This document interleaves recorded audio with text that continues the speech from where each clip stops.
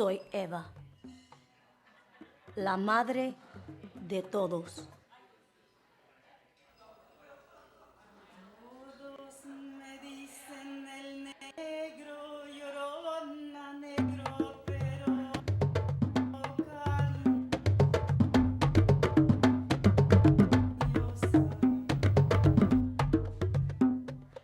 Yo soy Eva, la madre de todos, denied rights by my man, yet equal to a man.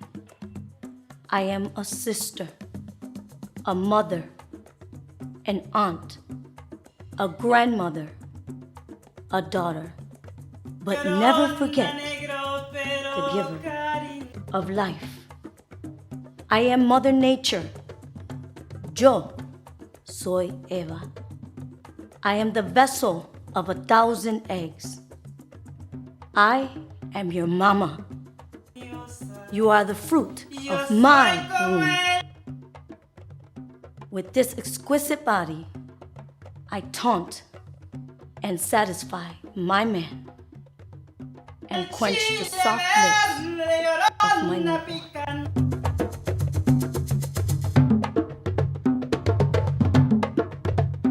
Yo soy Tonaxin, corn goddess de mi gente. Without me, you cannot survive. Because corn is the foundation of all of brown life. I am disguised as La Virgencita in prayer books, pendants, and shrines. I smile upon you as you walk through life, shining strength, confidence, and wisdom. The rays of light around my image on holy cards are in reality stalks of corn. I am La Prietita Linda. To throw back his head in defiance, declaring with grace. Yo soy Adelita, soldier woman. That he loved fuerte, to wear dresses luchadora, triunfadora. Slits my pain, up to you his are free. armpits. You can break my heart many times, but you cannot break the woman inside. Mexican soldiers tie me up. He was Set me on fire. so out there. But to my last cabrón even I wrote curse his own your corridos. oppression. I reject your definition. I glow in the fire of glory. No, he wouldn't know. Lo más que sufro, Yet the hospital lo más fuerte que me blanket his convierto. sunken eyes, clouding up as chambers filled and with each tear that I shed, liquids. a woman's soul is Rufino cleansed. doesn't see anymore. It is almost better that way, because then he isn't aware of how AIDS has stolen voter. that kissability. Dividing mi gente's hearts and minds, trying to make us less, Stroking his hair, separating gently rocking bloodlines. his hips Crossing the to border, relieve the we're pressure. stronger than men But the because the same mother's hand love that used has to no boundaries. Pick him off. Joto, maricón. And we're carrying 7 pounds of innocence in our back. To keep from crying, We are not weak. my voice arching Nosotros over his no head cruzamos la frontera. La frontera and nos cruzó. disappearing into the street. You can take a mujer out of the When country, you die, my little vixen, your but you life can't will take live la within cultura me. out of la reina. In tribute, I will wear your finest closet apparel, accent my hair with the I am the put cheetah, rings on every cunning, finger. clever, crafty, protector of La Tierra, as far as the eyes can see, I will which shiver I toil, across the dance floor, sow, performing and harvest our crops, the our Yaqui deer love, dance our at power, and our courage. the foot of your bed. Yo soy Eva. Battle scars across my cheeks, chest, and stomach. C-sections raw, birth canal wounded, tummy soft and round to serve as a pillow to my family.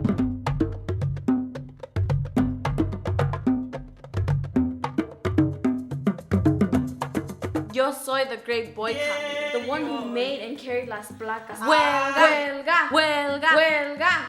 I stood in lines while rain and cold engulfed me, shouting to the growers, screaming to the big bosses and goon squads. Fair wages for fair work. A woman knows how to work.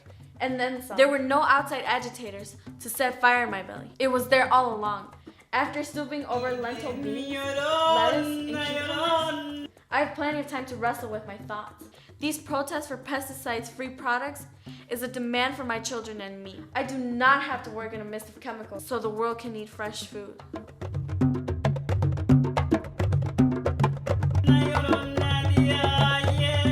Yo soy la curandera, la que cura tus males con mis hierbas, candles, prayers, chants, and spirits you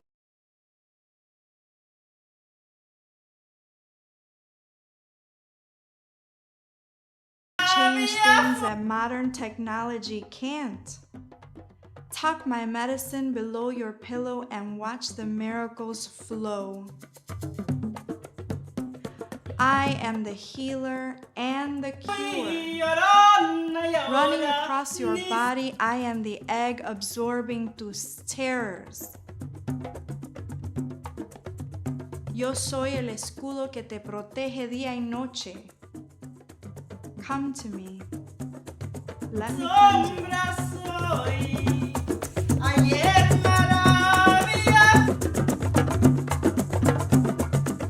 I am Dolores Huerta. I organize my people to protect us in the field, to maintain my dignity, and to put food on your plate. Pummeled and bruised, I sacrifice myself.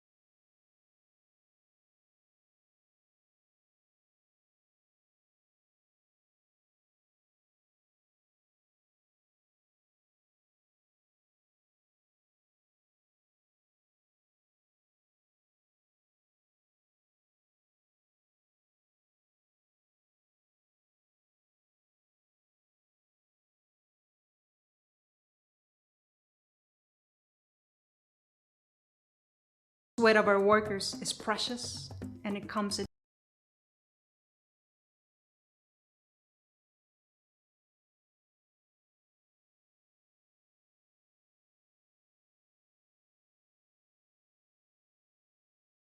Who is Eva? We are Eva!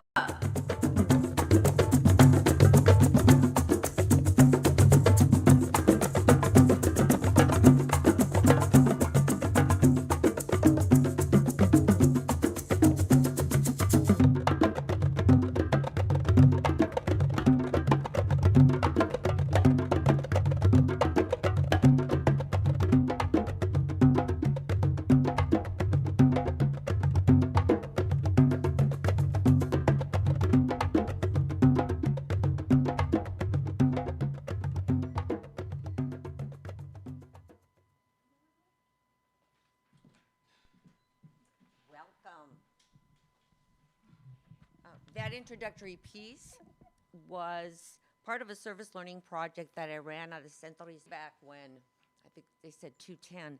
It's kind of scary how time flies. And the girls were in a court-mandated community service route. And so we decided that learning about Latina poetry and doing a little bit of political exploration could be counted as community service. And over a semester, I and 2 students introduced in the various Latino writers, and we began writing this collective poem, Yo Soy Eva. And from our perspective, it is a counterpunch to the iconic Chicano poem, Yo Soy Joaquin, which was part of the movie, idealized, but very heavy in testosterone. So it always burned in my belly that we needed a piece that talked about not only la raza cósmica in the general sense and men specifically, but what about the mujeres? So that's the piece that we wrote together. And I'm very proud of what they've produced. So welcome. Welcome to La Charla, an event sponsored by the Wisconsin Latinx History Collective. And basically, we are a group of 80-some scholars, college students, high school students, and community leaders who are documenting Latinx history in the state of Wisconsin at least through 2025. And our major partner is the Wisconsin Historical Society, Chicanx Latinx Studies at UW-Madison, and Chicana por mi Raza, which is a national digital oral history project that features Chicanas from the movement, mostly in the Southwest and California. So with those 3 partners, we're moving ahead to document our history. And the reason I thought it was a good idea to sponsor this is we're recording it. And this too will be a submission to the archives of the Wisconsin Historical Society so that these beautiful poets are included in our history in generations to come. So thank you for joining us. So naturally, I wanted to highlight Latina poets.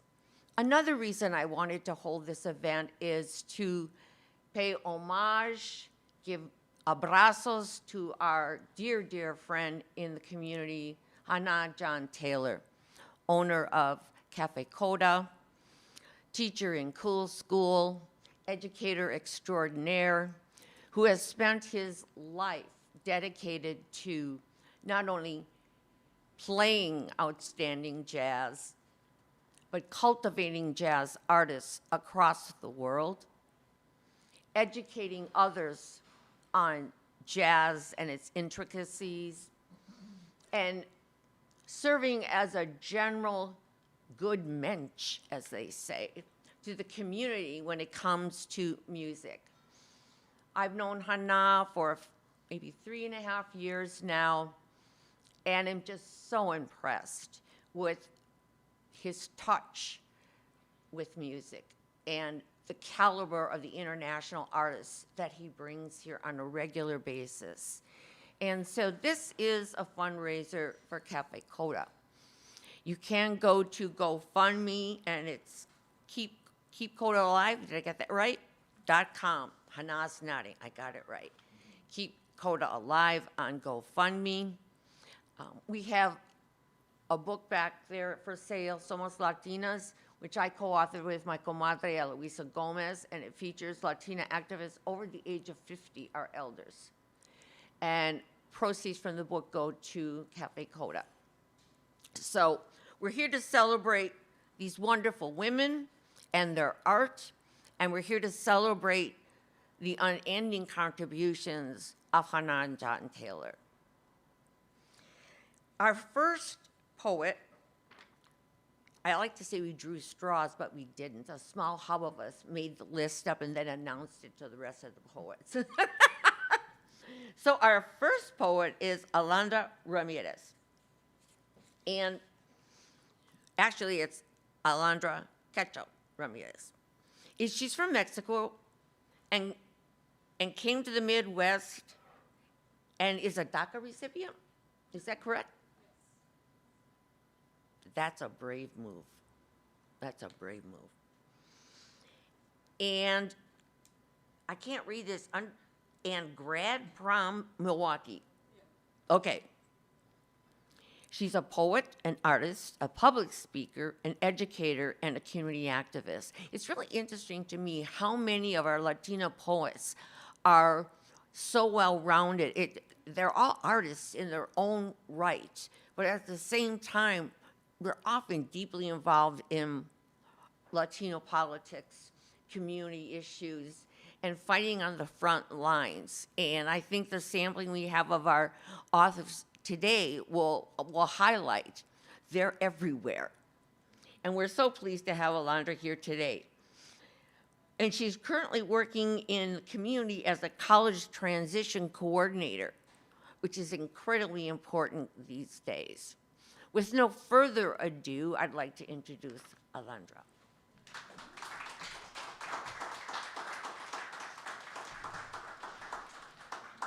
Yeah, I'll stand. And then could I get the podium, please? Can I move this over? Thank you.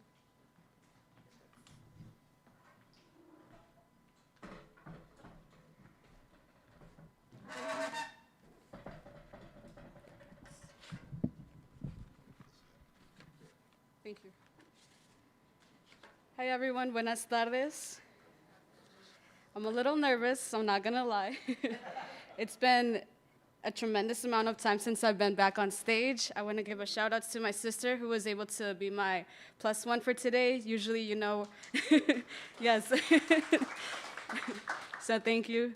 And thank you all. You know, you could be doing a bajillion of other things, but you took the time to be here to get some drinks, to join us, you know, for the fundraiser. For those of you that know Tess, you know how much she's done. And, you know, I can see the results because I told her and expressed that I even used her own book within my own projects. And it really spoke a lot because as an undergrad, I majored in Latinx studies over at Milwaukee. And that's how I also got a chance to know Alida, who is my also advisor. So it's really, really powerful to see how connections have been made, where I stand today, and where I want to move forward from here. So without further ado, like I said, I'm a little nervous. So excuse if I stutter, if I, you know, have to take a time to do this. But I'm ready, Okay, so this first poem that I want to read, let's see, it's called Dear Scholarship Committee. And it was around the time when I was in high school. So fun fact, I come from a predominantly white institution. And the majority of the time here in Madison, you know, I was raised for almost nearly 11 to 15 years, moved over, and shock, you're right, a shock opener, cultural differences right away off the bat. I didn't know what it meant to apply for scholarships, what it looked like being a first-generation recipient, you know, grad school was completely out of my hands, and especially my parents. So this one is, you know, for the questions that are out there, for those of you who are in college or for those of you who, you know, have relatives applying. Hopefully, maybe you have seen this. If not, this is at least what went through my mind, but never, ever was submitted. Because, you know, you gotta keep it professional. But yes, here we go. So, Dear Scholarship Committee. Short essay questions. Please limit yourself to only 500 words per question. Briefly, tell us about yourself. Who are you? Where do you come from? Me. You want me to talk about me? No. Let's turn the tables around for a minute. Let's talk about you first. First off, thank you. Let me tell you how hard it was to find you. I've been living in my life, getting an education, but in reality, a very limited one. Smaller and smaller, I shrunk down as I looked online and trying to find other scholarships that were prohibited. Ever heard of No Child Left Behind? Schools have said it so much, it starts to get worn off after they say it each time from their own mouths. As a kid, my mom would never be able to give me lunch money, but she did talk about me about the value of money so I wouldn't be left behind. Growing up, I bet my dad beat your dad in being the first in getting up in the morning as he reaches off to turn off his alarm and waking up each time and making sure that there comes days when I learn to learn how to drive so I wouldn't be left behind. My parents each worked at 2 jobs in selling me the value of an education for only $9.95 an hour so I wouldn't be left behind. With a paper and pen, I took each test. I looked back at my sister and my brothers, and there I remembered from a good friend that once told me, "La cultura cura y la sangre indígena es pura." Not like the privileged kids behind me, in my AP classes, who would cheat off each other. I would. They look where. My bad, one moment. Look where they are at now and how much they are paying back at that factura.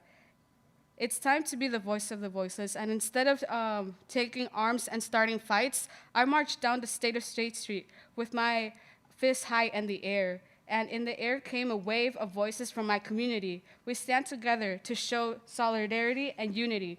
I come from a place of where many around my block think of me as an illegal alien, when in reality, we're only just economic refugees and nothing less. But you didn't know that because you're too busy smoking a cigar on the side of your office, reading out loud, "No child left behind." Why should we consider you? I'm not a criminal, that's for sure.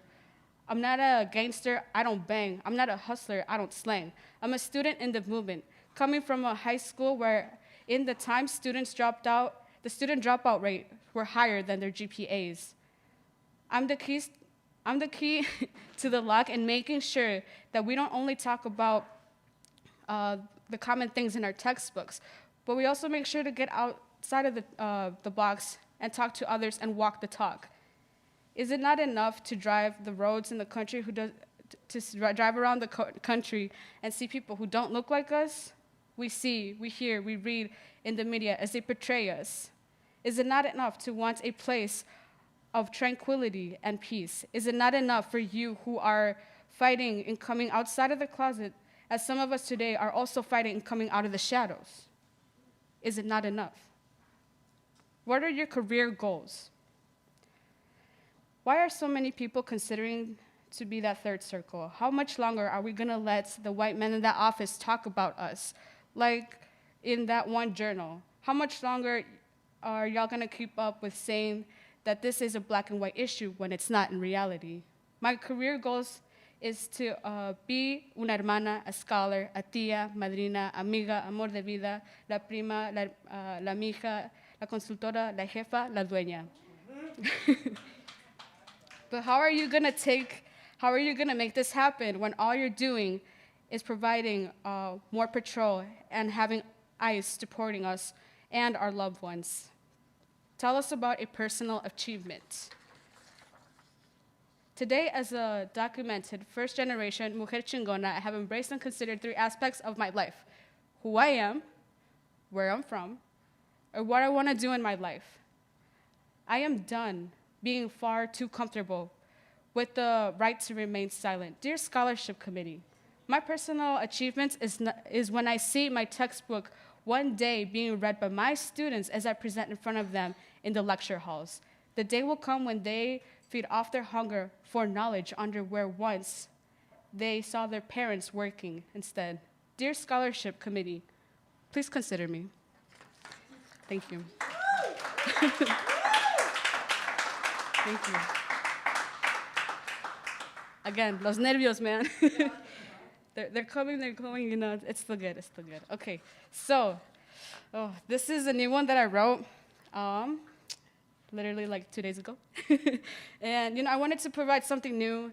The background story in a nutshell is that besides education, I feel like there has been also, so many things going around with this pandemic, in where it just wasn't it for anybody. The social aspects closed down. There are people who have PTSD, have depression, have anxiety, clinically, some unclinically, and our parents, unfortunately, depending on each family, may or may not know how to go around that. And that's why, I took some courses in psychology. I really loved it. Wanted to major, but I felt like it wasn't just, there was more, I wanted to learn more about my culture, because like I said too, right, my friend told me, la cultura cura. And so from there, I wanted to learn about history, about where my people are from, what, different people in the past have done to provide for my own community versus what we're so used to seeing medically. In other words, then, this one is about love. This one is about being heartbroken. I mostly also write to not just things that are related to me, but I also write about things that I hear from friends, things that I hear from students with their permission. I put them into this whole thing. I collaborate and put it all into one. And because, again, there are students who don't have this opportunity to stand here in front of a mic right now and, get to voice in what they're going through. So this one is called This Summer, I Got a PhD. Okay. Yes, that's right. This summer, I went from bachelor's degree to PhD. Growing up, my mother would always put some cleaning playlist bright and early every Saturday morning. If you're Latinx, you know what I mean. Puro José José, Los Ángeles Azules, Selena Quintanilla, Leo Dan, Rocío Durca, Emanuel, Los Bukis, Camilo Sesto, Mónica Naranjo, Los Temerarios, Juan Gabriel, Amanda Miguel, Roberto Carlos, the list goes on. But you want to know something? Just a few weeks ago, I found out that among these artists, we all share one thing in common. Tenemos un reloj sin amanecer. Trapped. Over and over, hablamos sobre el ayer y de lo que nunca pudo ser. Lined up in a row, we stand to rise and see how unsurreal it is to know how much one person can take over your heart and mind. Clock on the wall. I ask you to hold on to time and to have you leave enough time so that I can catch up and unwind. Como un disco rayado, ando. And the only song that keeps playing in my head is the one by José Luis Perales. Y dice así.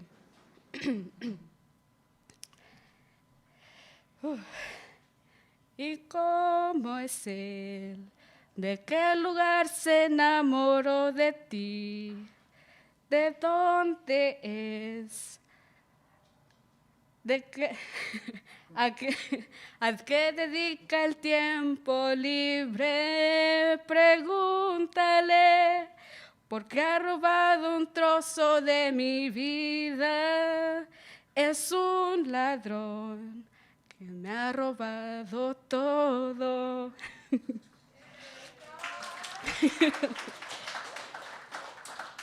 You see, I'm not much of a love poet, trust me, or else I would write about how cliche it is for people to fall in love right at first sight, and yet on the other side, we have those that say that love is blind. I'm not a love poet. If I were to write about how much you make my heart skip a beat and run fast and slow both at the same time every time I see you. You see, love is love. Love likes the color blue. Love loves tacos. Love is something I'm not used to. Love is studying psychology and neurobiology. Love is from Chicago. Love makes me think about their anthropology. Love has a smile that reaches into my soul and makes me smile, and I forget who I am for a minute. Love has ojos de azúcar morena or como miel. Love continues to keep me up at 2 a.m. I'm not a love poet, or else I would write about how I feel right now and how much I don't want to feel the feelings that I'm feeling right now for you. My inner demons have grown. Darker, bigger, tied up. They keep holding me back with strings from one end to the next. Closing my eyes at night, I can hear their laughs getting louder and louder. They keep interfering with my heart and my mind to at least meet halfway. After forcing myself to wake up, I can still feel the marks, that are left. Making its way through my heart, I can feel my veins inside my arms start to boil and my chest starts to close down. Yesterday, I played that same song, I played that same playlist from when I first fell in love with you. I turned the volume up in my car. And as I stopped to listen, I questioned if the playlist played me instead. I continued to wonder how it is that you took over our own tracks. And while the melody is still the same, the feeling isn't. El tiempo pasa y yo sigo aquí. Yo quiero cambiar, pero no tengo control. Y eso es la cosa es así. Yo no era así. Todavía pienso en ti, ni por nadie ni por ti, pero tú me cambiaste. Yo ni tomo ni fumo, pero esta es una por ti. On the fourth day after our bonfire, I revisited the smoke and the gray waves from what I see. Standing in front of the mirror, I asked to call upon our four directions, the same ones that come from the rooted temples of Tenochtitlan. With my copal and savia, the rhythms of my heart align once again with the beat from my ancestors' drums as I stand with my 2 feet. Piedras de fuego, piedras calientes, enlightened and set me free. Agua de vida, regrésame la vida. Tierra morena, protéjame, madre mía. Aire libre, abre mi corazón. Cuerpo, mente, espíritu y alma para poder sobrevivir. So yeah, this summer you could say, I went from being a scholar to getting my PhD. And that means I was poor, helpless, and desperate. That's my PhD. Thank you.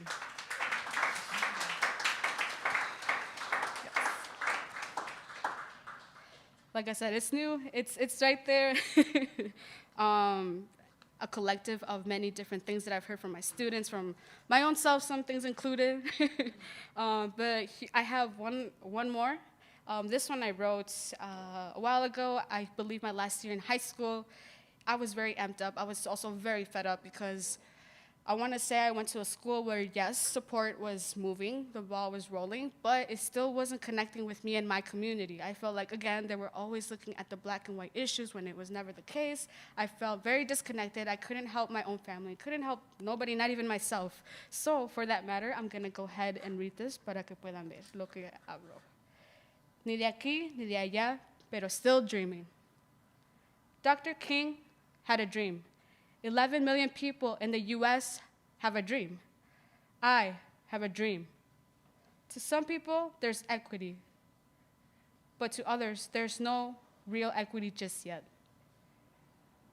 Democrats and Republicans, a road to citizenship, power to the people, no justice, no peace, military service, illegal aliens, early arrival, Cesar Chavez, white man, graduation, workforce, financial aid, arrest, protest, huelga. Shh. What do you see by looking at us?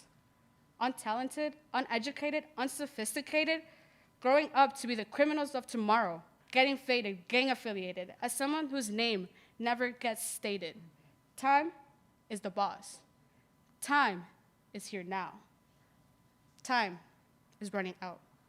You see us, the road to failure while skipping class, teen parenting, and at the end of time, hoping to pass. Later, coming home to only throw fits at one another, at our own brothers.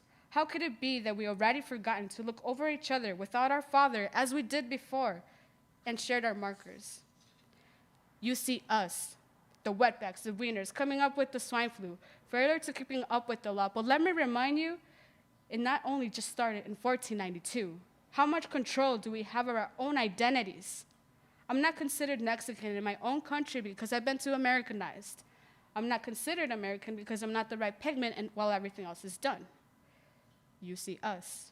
My rights as a human being have been corrupted from both sides. There's only one world, and I don't know where the one I belong in lies. The real me slowly dies. I become two-faced, knowing that at the end it won't matter, but I still manage to keep both worlds in balance and not to a waste. You see us. Now, stop being the first, unborn in a country of opportunities, while having your siblings watch us break down every barrier in our way. Yet, day by day, all I see is this place filled up with the majority minority, not being able to get the same benefits because their parents may live in a country far away. If only the world were to be blind, our years would be the most sense used to determine the future of a lifetime. How can we let that man in office sign? You see us. Humans go through struggles, but when you have humans versus humans and laws versus humans, there's just no freedom. Hear my rhythm, hear my drum, I'll show you my wisdom.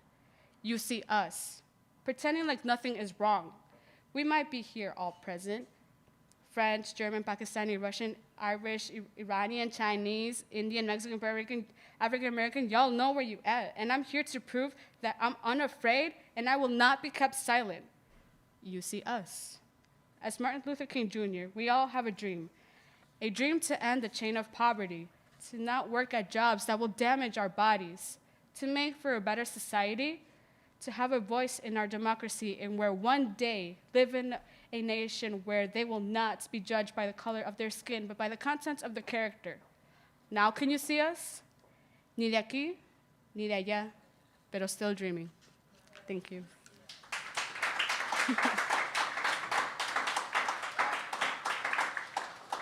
Thank you. It was a thrill to put everything into perspective. You know, these are 3 different poems that I wrote coming from high school, in between college and more recent. So thank you, and hopefully you loved all of them. Thank you.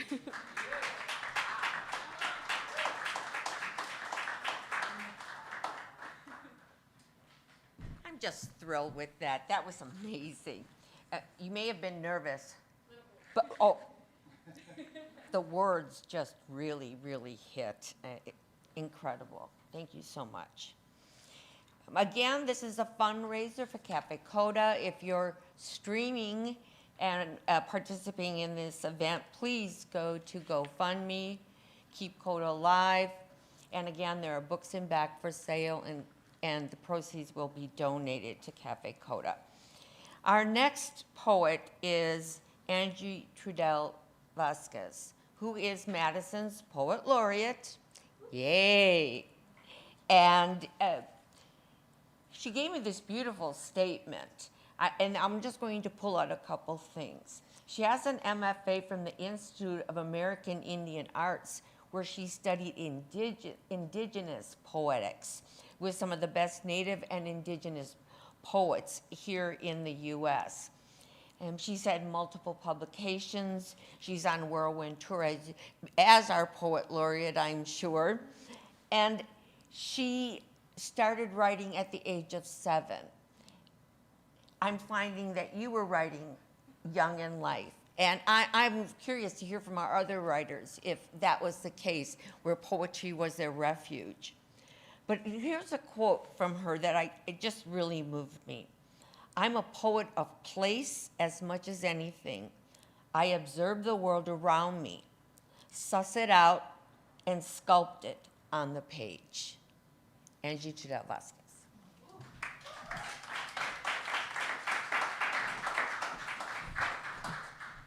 Thank you, Tess. Thank you for your poems. Thank you. So I'm thinking I'm going to read from all my collections. I have a book coming out in January of 2022 called My People Redux, but I was asked by a publisher to submit new and selected poems. So that is what I'm just thinking about right now. So I'm going to start with a short poem from The Force Your Face Carries, pre-MFA. And mostly I think editing is the real writing, but this is one of the 2 poems that have ever come out just on its own. Facial. Peeling back the layers like an orange, I look for myself beneath the veins and pulpy surfaces. Really short, summer of 1997. I'm going to read it one more time because it's so short. Facial. Peeling back the layers like an orange, I look for myself beneath the veins and pulpy surfaces. That's facial. Thank you. The force your face carries. And when I was 30, I took art pictures. So I'm like, I'm gonna use my face to sell books. And I'm like, I'm so glad I did that now when I'm 53. I can look back and say, you know, that was pretty good. So I was responding to the videos, and I was the featured poet for the Latina Monologues in Milwaukee for 3 years, and we performed this piece as a group, but I wrote this, and I think one of the things I come back to is identity poems. I grew up in Iowa, 99% white, my family's second and third generation Mexican-American, so trying to find myself, poetry was one of the ways. So this is called Who Am I? Who am I? I am the woman of cinnamon skin and high arches, who emerged third generation and scored in the 99th percentile all through school. I am the woman who quit poetry during the years she separated from God and wrote fiction when reality was too strong to take. I am the woman who fought back the man she loved and left the first time, who had the courage to love and remarry the next. I am the woman who writes down her innermost feelings and then is surprised, who keeps notes on everything and measures her success against time. I am the woman who dances for joy when a good song is played, who reads the paper and cries inside for days. I am the woman who stood on stage and read her lines before she knew them to be true, who knew she was a writer at 7, but learned she was a Mexican at age 10 and 2. I am the woman who was crowned Miss Lulac at age 18, a beauty queen who never felt pretty among blue-eyed, dyed blonde bombshells who felt beautiful the moment she went to college. I am the woman who used to bake and make nasty kitchen mistakes, who can now clean out a fridge and make a good meal cheap. I am the woman who was the product, the daughter, the descendant of Mexican immigrants whose family built the first railroads, fought in many wars, and continue to today. I am the woman who holds a sign for peace and marches in the streets of Seattle, Milwaukee, Madison, who chose not to go because she did not agree ever, who writes what she feels and scratches and bleeds inside for what is right, who fights the machine and sometimes gets published. I am the woman whose ancestors worked the fields and built the railroads, crossing the Midwest, towing their families in boxcars, settling down in the plains to go to school long after a young pregnant woman swung in a swing designed by her husband to keep her from jarring, rattling rails. I am the woman who came from the woman who scrubbed your floors and suckled your young. I am from the working poor. I am from the middle class, caught in the clutches of a cultural gap, neither belonging to one or the other, an anomaly of class, alone and yet the same. Born of egg, sperm, and space, gestating in a womb 9 months, born of flesh, blood, and bone into a might makes right ruled world among war, in its mad dash for blood and gore in Vietnam. People are marching in the streets now, just like then, against an illegal war. Maybe it's time for me to plant my seed of hope in the world. Keep spreading the message of love and peace. That's May 2004.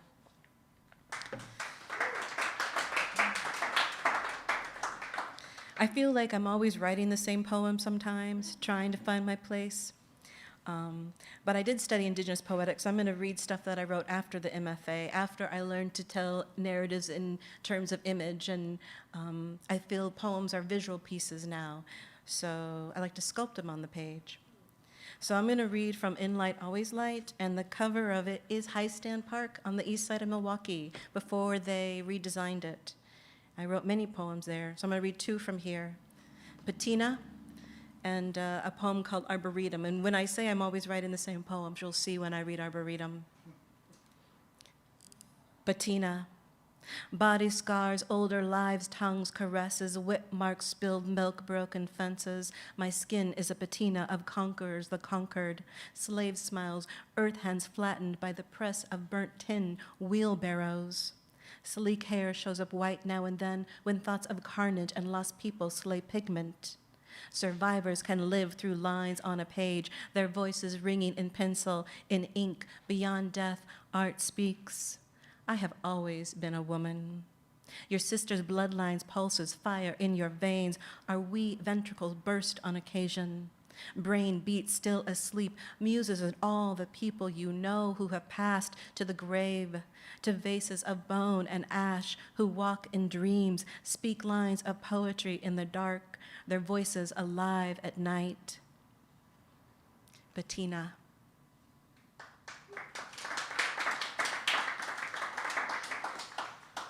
I have some very strong role models on my family side, and this is called Arboretum. And to write this poem, I went to their graves and I sat on them and I talked to the ancestors. And as a child, my mother would take us from graveside to graveside and she'd say, this is the story of this person and this is the story of that person. And so I have the stories. And not everyone has family to write the stories, but I did write them. So this is from my ancestors. It's called Arboretum.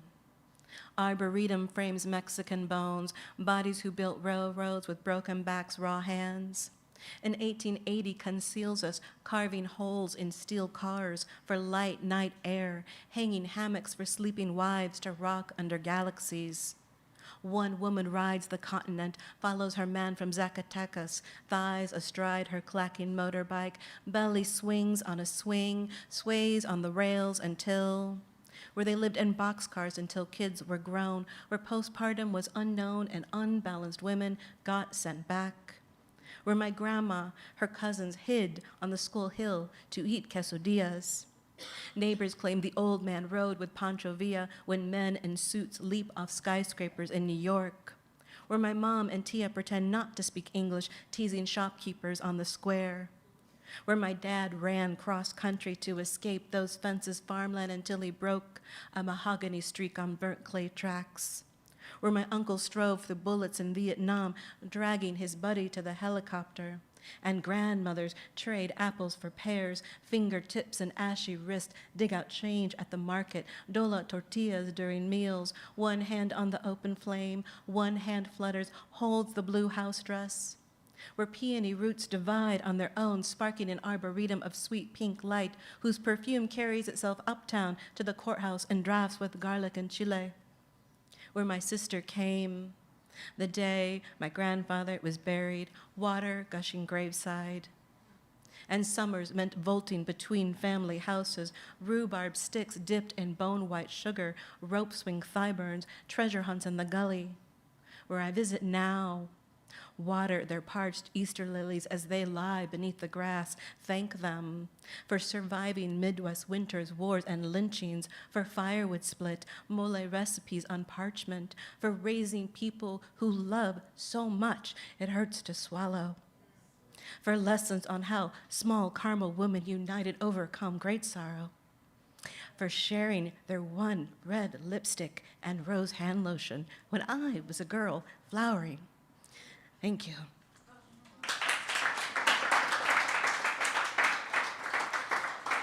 Some poems get to you. That one always gets to me. And it was my paternal grandmother who bought me the diary at the age of 7, who started me writing, who taught herself how to read English. So I honor her. So I'm going to read just a couple more poems.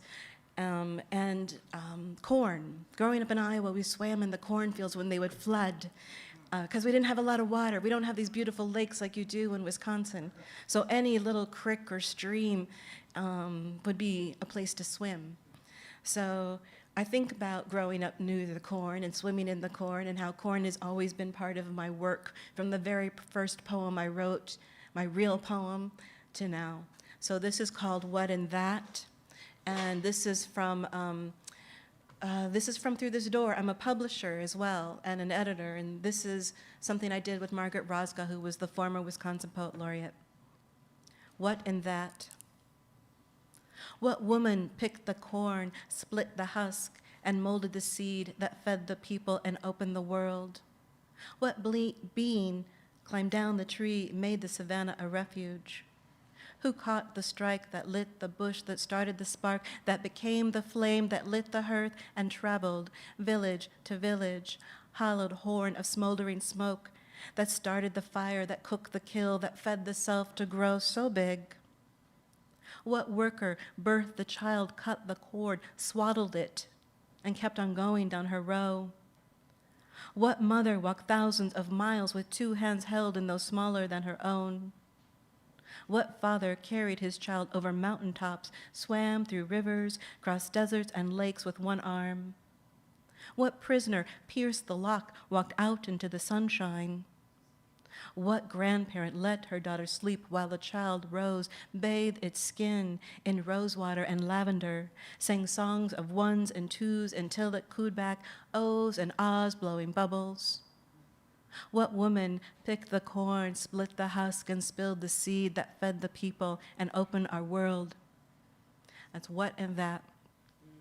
I heard that one.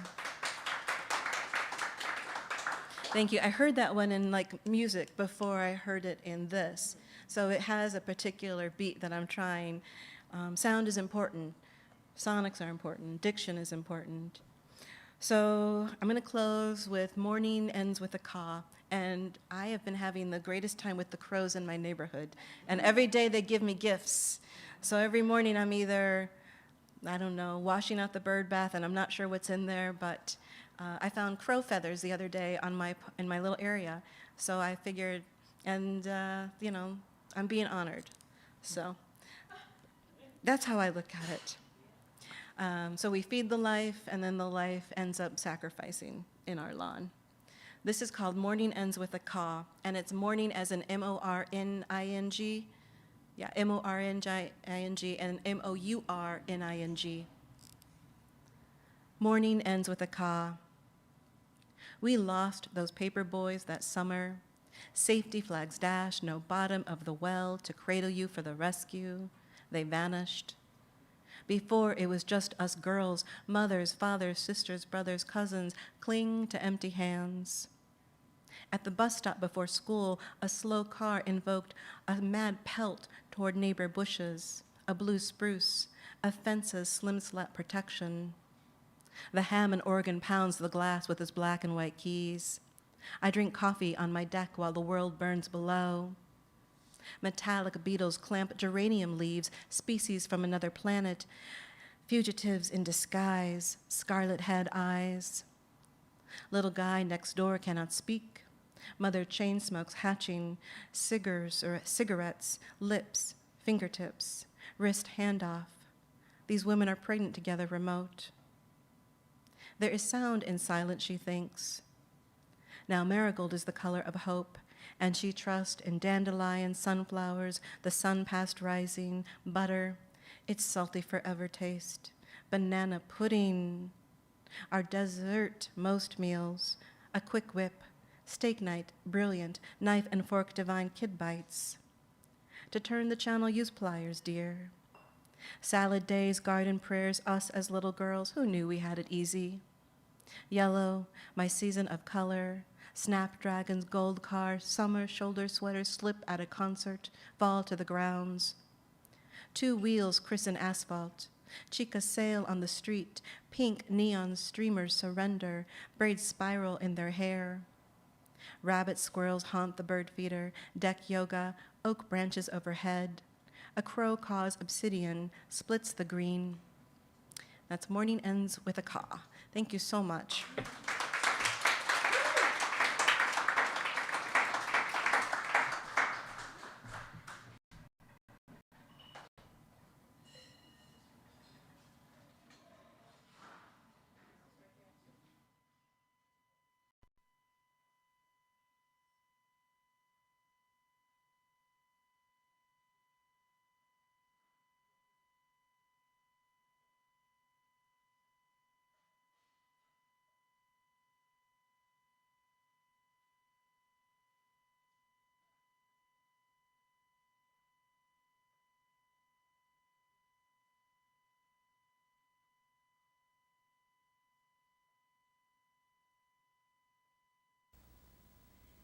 Todos me dicen el negro, llorona, negro, pero cariñosa. Todos me dicen el negro, llorona, negro, pero cariñosa. Yo soy como el chile verde, llorona, picante, pero sabrosa.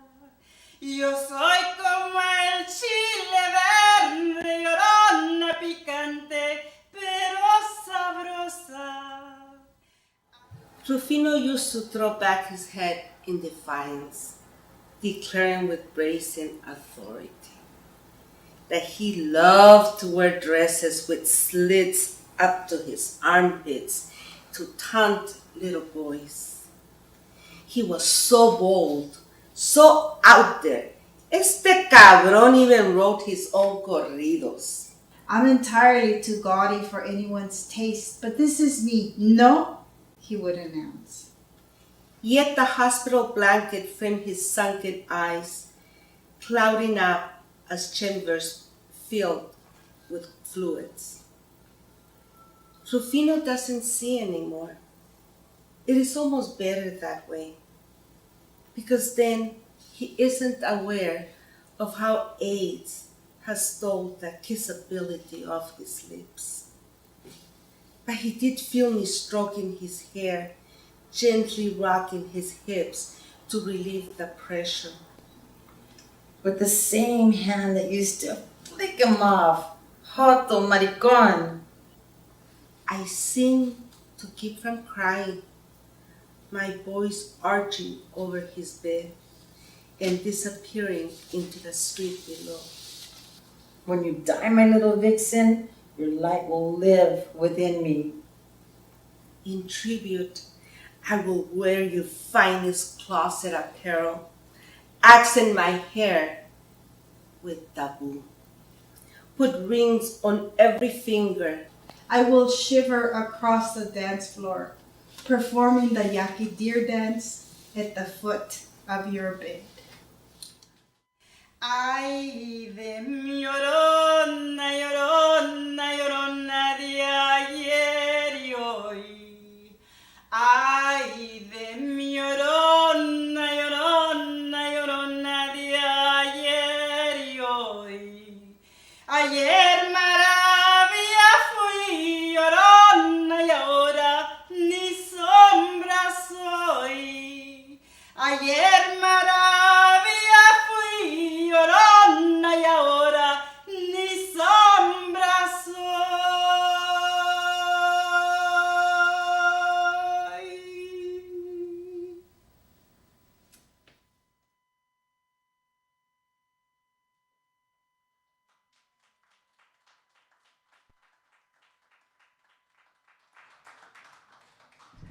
That woman singing gets me every time. She's a performing artist in a teatro in Chicago.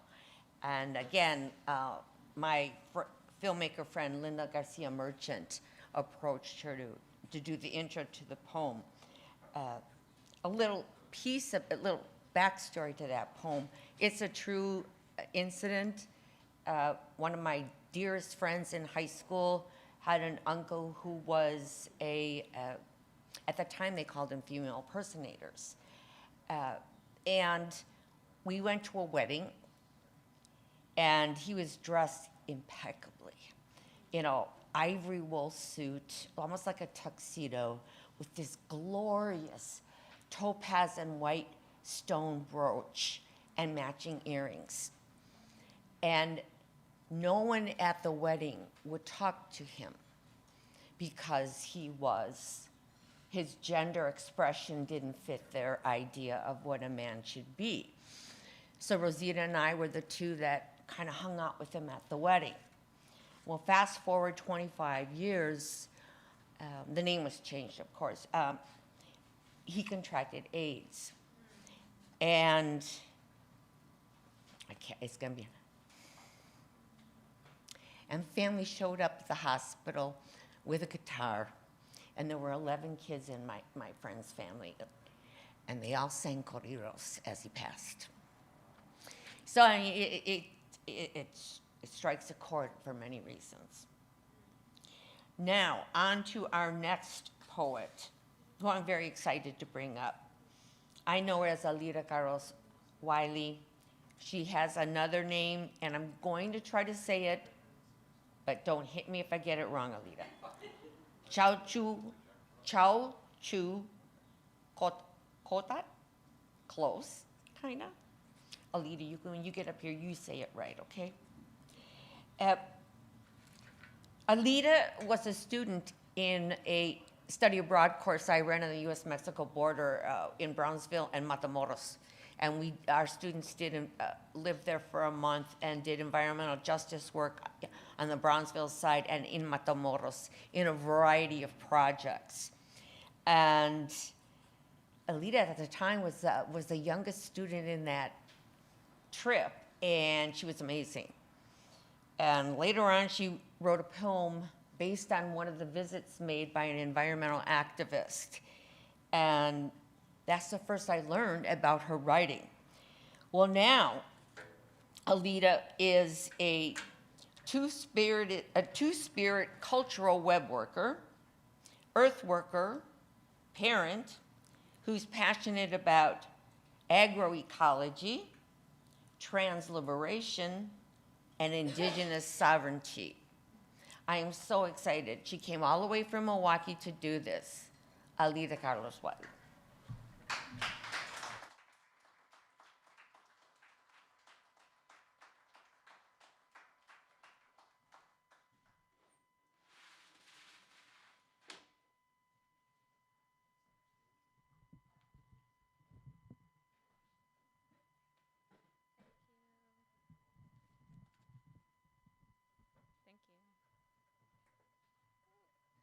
Hello, everybody. Can you hear me all right? Oh, there we go. Thank you. I also feel nervous. Alondra, I feel you. Because my writing is me getting vulnerable and making sense of myself and the world around me and my identity within it. So I brought... Let me show you. I also brought it so I could show you. I brought these. I brought this. Yeah, this is a handmade book, actually, that a friend made for me and made it out of a map, a huge map. So my name is Alida Carlos Whiley, also Chalchiykoatl.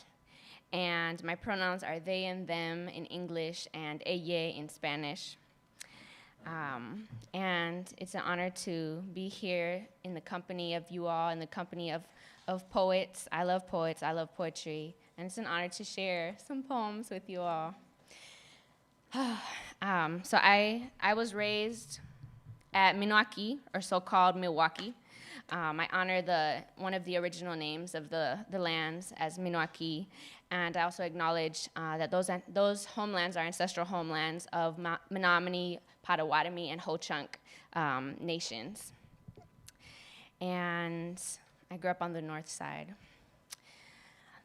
I would like to share, I have several poems on a range of topics, and sometimes it's like it's weaving and what feels good to share next and what makes sense. Yeah, so we'll see where we travel right now. I would like to share this poem, which is, it's a poem to my later self from my 28-year young self that I sent via the stars. I am so happy to grow into you. Who we have become is who we have sembrada, placing our hands in the soil and our feet in the waters, listening to las canciones de la mar, singing ofrendas to Abuela Metzli, every moment we have lived, each lágrima nourishing us so we may florecer, as bright and wild as we could ever soñar, Tlazocamati, mujer mágica, Alakin, bruja de tierra.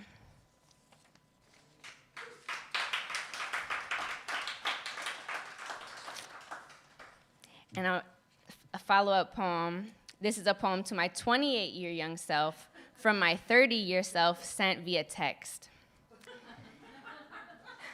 Hey, bish.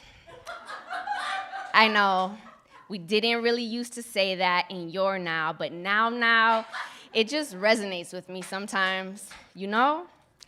Anyways, we don't use she pronouns in this now. Did you see that coming? Probably. You a smart bish. That poem you wrote us was super cute, and yep, We've been crying a lot these last 2 years. God damn. Y todavía andamos bien brujex. We've learned a lot, traveled a lot, had some good sex, and some where we cry because healing. We doing all right. A lot has changed. A lot hasn't. We're all right. We're all right.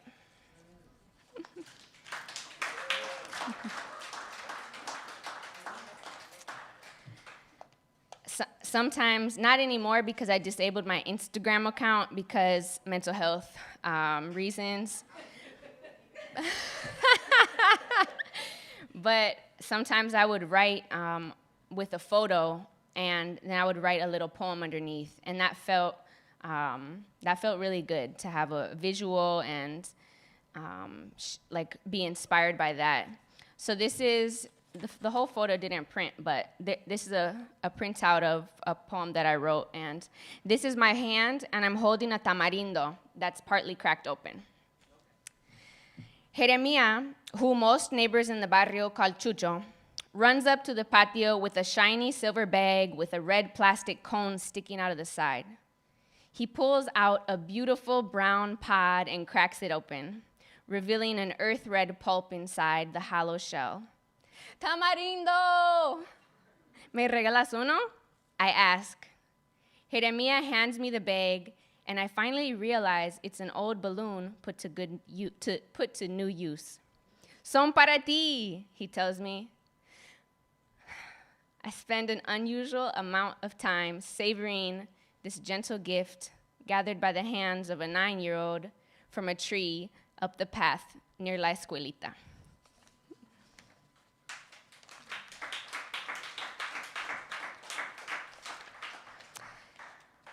So I came in, to answer that question of writing from a young age or when, I was actually an athlete, and I was really into sports, and that's how I expressed and probably how I coped and released and made sense. I was really passionate about it, and then I injured myself, and then I got into spoken word. And then I got into First Wave, which is a hip-hop theater arts learning community here at UW-Madison, and I was in the first cohort. I don't know how many cohorts there are right now. There might be like 15. That was in 2007. And yes, I came into open mics through First Wave and through Stillwater's Collective in Milwaukee with Dasha Kelly, who you all may know, poet laureate of Milwaukee. And that space is open mics, poetry circles are so sacred, so special to me, so transformative. When we get vulnerable, just the possibilities and community building, it's powerful. And so this is a poem about how we started our open mic in Milwaukee that was called Stitch. And it was started by teens, and we ran it for like 6 years or so, and then it transformed into a collective that we organized cultural markets and other things, and that was called Stitch, MKE, and the idea was that we're bringing together especially our Black and brown communities, and we're stitching, and so the open mics would travel, addressing racial segregation in Milwaukee, and giving us a reason to cross the bridges that is literally an industrial valley that separate our Black and brown communities. So to the sun, in a seedling shared between friends, a palm to an ear, to the dirt, call it earth, to the sun, around a table, full of ourselves and the answers, grew into, on a rooftop garden, overlooking the city, in a repurposed building with stained glass and sanctuary, offering what you may have left, leaving yourself behind. Sacred space is created with intention and much, much love. Exchanges and relationships, humans in a nutshell, clapping to keep beat, to remind selves, soft talking into our hum, weaves itself into the moonlight. We dance. Our ritual is before bridges and highways, fast food and imports. Our very presence is radical, defying, radical, because this is our ancestors whispering into the ears of our children, you are the ones.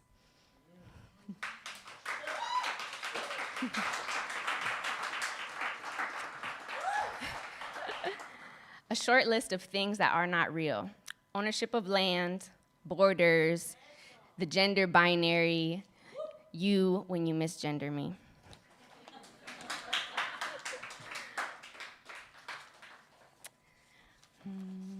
Tess, let me know when last poem. Okay.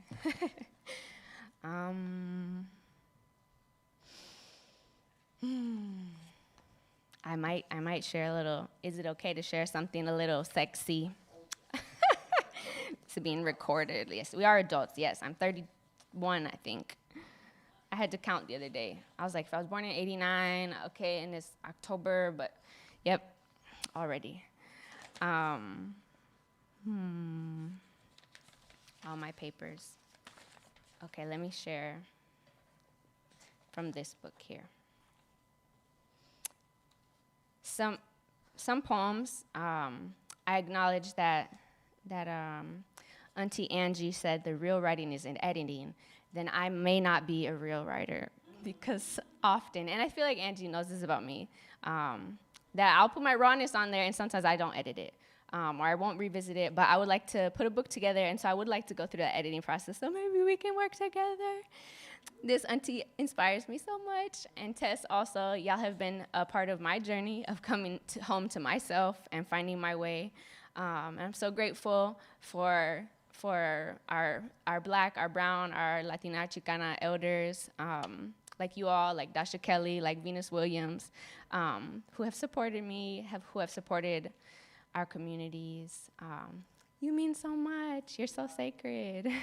You're so loved. This poem is called In Exile, and it is a raw draft. I was looking at the words palante and the word nepantla and noticing how many letters they share in common. Is this exile, this space that I cry in, that I wade my body through, that I somehow survive, is this exile or nepantla? You can never return somewhere you have never been? Am I isla? Am I mar? Am I arena? Am I la espuma que se forma arriba de, bailando, resting por encima de? Struggling to hold so many truths, but haven't I always struggling to honor all these ancestors, or feeling like I have to heal all of us? I don't. I release myself. I release myself. I release my own grip on myself. I release me. You are worth it. Freedom. You deserve to be free. I'm like, is there more of the poem? I have to look. I drew myself, like.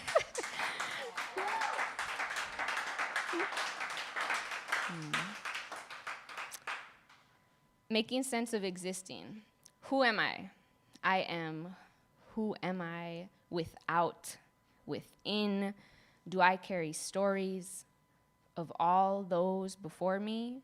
Who are my people? Island people? Who are my people? De-indigenized, colonized, and still here? What does reclamation mean? What does reparation mean?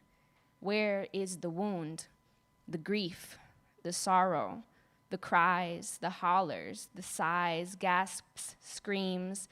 Where do they go? Where do they travel?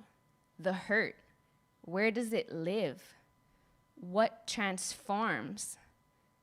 Everything, everything, everything, everything, everything, everything, trans, mutability, shapeshift, boundaries, navegando borders, seasons, change, and its expected accepted, natural, undeniable. We transform and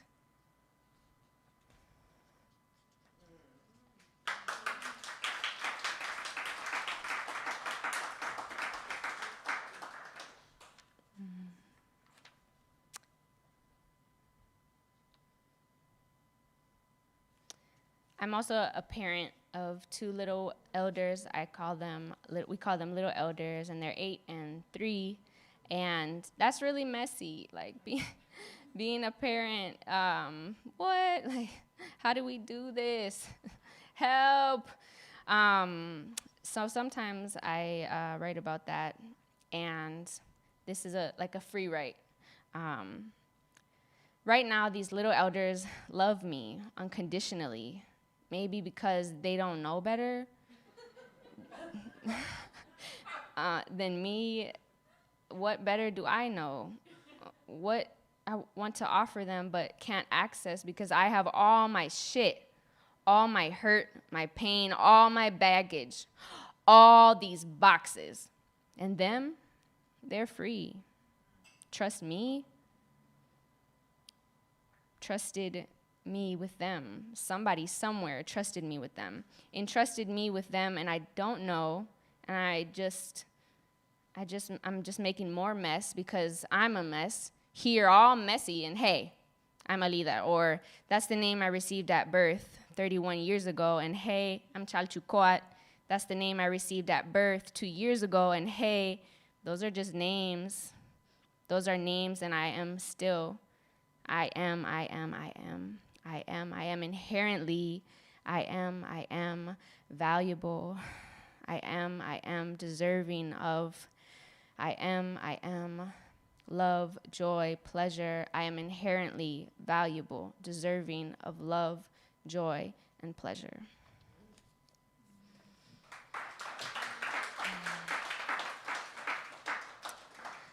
How are we on time? One more?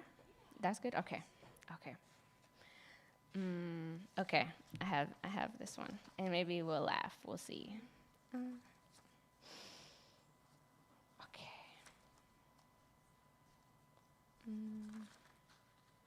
Just have to find it in this pile. Almost there.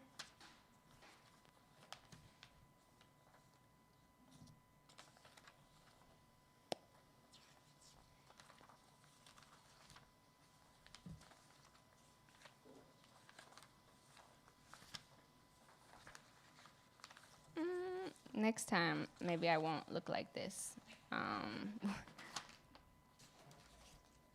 Okay. Okay, got it. Thank you. A dumb bitch once told me to stop writing poems about him, that I could find better things to write about. You know what my poems were actually about? Me. My healing from an abusive relationship with him. This bitch really tried to tell me to not heal. Nah, bitch. And this the same bitch that tried to convince me to suck his dick with no reciprocity, with a weak-ass metaphor of which would you rather lick, a cut on a finger or a finger with no cut. Literally, what? The weakest shit ever that convinced me at the time, and I've been healing that relationship with myself since. 13 years later, I cry. I tell a relative about the abusive relationship I began in high school that continued to college. The relative I share with was his best friend back then. Now, we out here, thick family.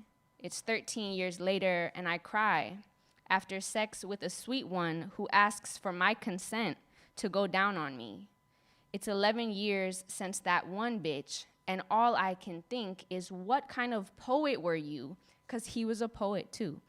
Weak metaphors and no desire to eat pussy. Bitch, those are not life skills for survival. Thank you.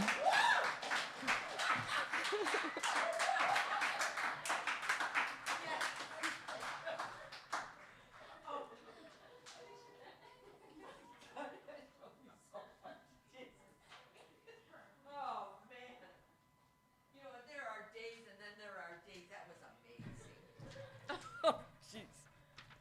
All right. Our next poet is Nivia Rojas, who was born in Puerto Rico and moved to the U.S. mainland when she was 22, where she had to learn to deal with both snow and the English language.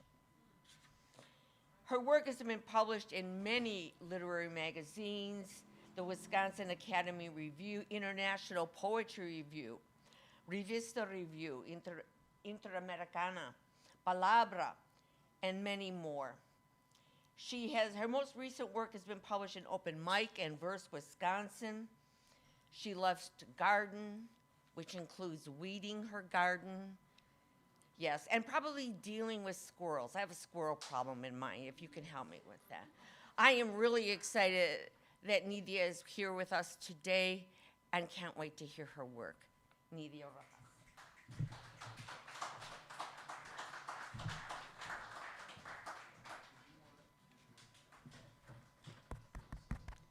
Let me see. Can you hear me? Okay. No, this will be fine. Thanks.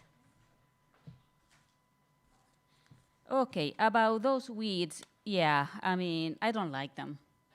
There's especially nasty one is a vine, and when you try to get rid of it, just to get back at you, it leaves all these marks in your gloves, you know, these seeds and stuff.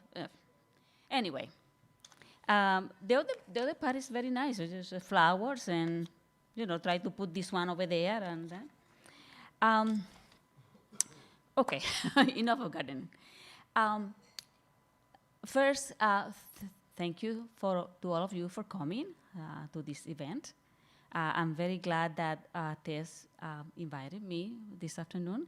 Now, what Tess didn't know is that officially, this is my first weekend as a retiree. Yes. There is a lot of poetry writing in the next few days. Anyway, as Tess mentioned, I came to the United States when I was 22, contradicting my father, who said, no, you are not going over there into that land. I did it anyway, and then I met a white guy here. Well, that's it. I just like, okay. Anyway, these poems are some moments of that transition from being Puerto Rican, because of course in Puerto Rico I was Puerto Rican, to get here, become a minority, you know, and dealing with the whole fact of invisibility and all that kind of stuff. Anyway, these are the poems. The reasons. If we count from 1 to 12, we will have been suspended in midair for as long as the first airplane flown by the Wright brothers in 1903. I didn't know this when, defying all rules and reasons, I boarded the airplane that flew to a page of the family history I was supposed to ignore. My father said no to the airplane trip, knowing his power to stop the journey couldn't compare to the engines roaring above the waves, defying gravity, defying laws. His experiences taught him two facts. One, when a soul wants to jump and dance on the pinnacle of waves, no is just one more surfboard leading the way, pushing ahead to the next hurdle. Two, most people see in black and white, only occasionally in gray. The airplane took off. I left behind the negative, said with such emphasis as to startle the afternoon birds, but not a young soul wanting to smell the afternoon breeze from inside a floating cumulus.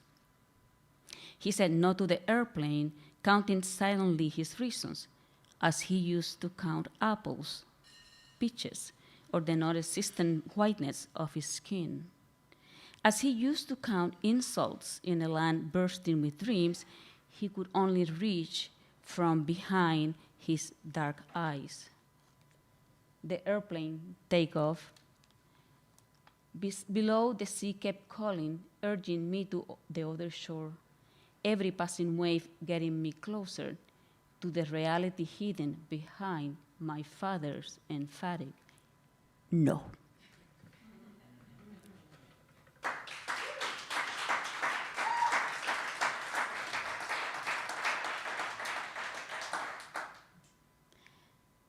Okay, and this is the next one, summer 1978. That was the summer my skin turned into a question mark, and my words became a never-ending puzzle reflected on the eyes of those caught by surprise. My own questions I kept to myself, and I mean those questions demanding an answer of more than a pre-made comment about the weather or what was the time of the day. It should be enough to say days became a continuous chain of falling clouds. Many days they came so close to me as if I had done something for which my punishment was to walk everywhere I went with this suffocating fog above my head. And even sunny days turned into a dangerous trap. Couldn't trust anymore sunlight would be paired with warmth, with heat. Another jolting truth my skin silently taught me one cold New England January day. Still believing sunlight to be sunlight, either winter or summer, I left my apartment wearing only a thin sweater. How easy it is to be misled by appearances. I went back to rethink my whole approach to sunlight, then grabbed my coat, my hands trembling even though the heat was humming along. But with every button successfully threaded through the buttonhole, my hands seemed to tremble more. Outside, the temperature was below freezing. I didn't know it that day, but it was to remain so for many seasons to come.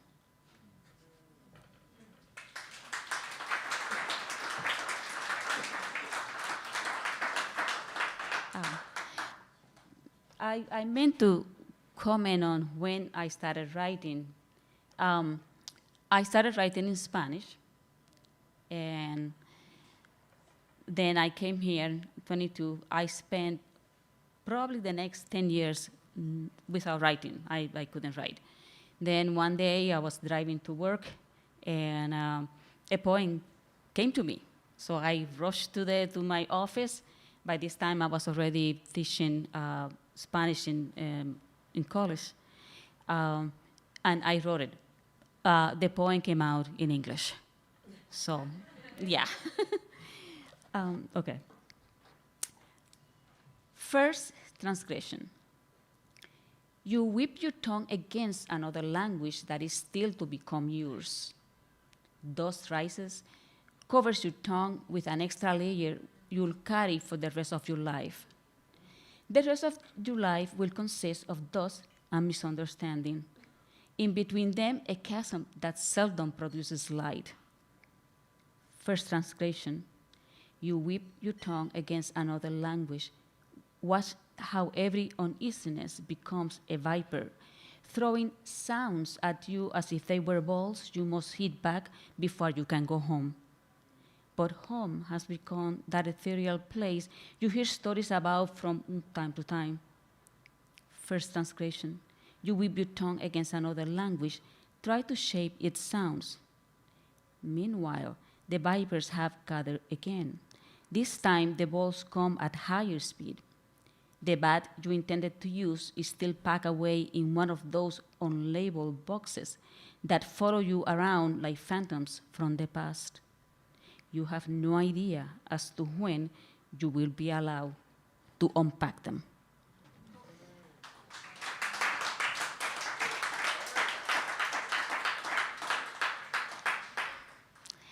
Exile, a self-portrait. I cannot tell if you arrived wrapped in jasmine scent or ocean breeze. You arrived, rested your head too close to my heart. Your forehead felt hot, the high fever contagious. All you could produce was monologue wrapped in nonsense. I cannot tell if you arrived wrapped in jasmine scent or ocean breeze, or immersed in wild waves ebbing away.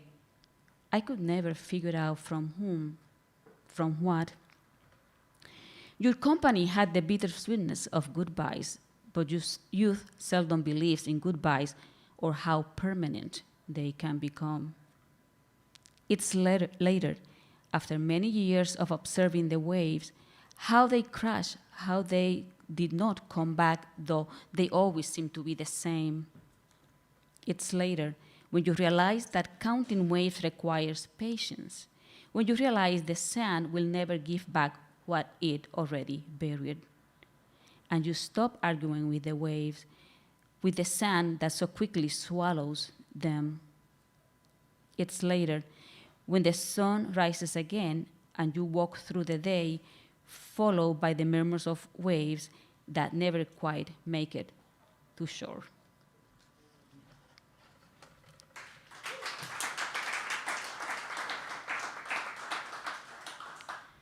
Journey across languages. They are never completed. Arrivals and departures consume the hours, always waiting, always awakening to dancing shadows holding meanings and timetables belonging to a train long departed. The fog eventually burns out, though the clarity remains walks in stills, like a forgotten circus performer who doesn't know the circus left town many years ago. There are always new depths to conquer, though the waters remain shallow. The clock you hear ticking can never keep accurate time. The hours remind you of the clouds you used to chase after, but now the chase lacks the enthusiasm of childhood. They will never harden into something more permanent. But where is that lava quietly building cobblestones coming from? Where is it going? The ground turns into constant bubbling. You can never predict where it will surge again. A river which name your memory discarded long ago, but that nevertheless holds onto its place among the clouds you paint and repaint. Your life depends on it.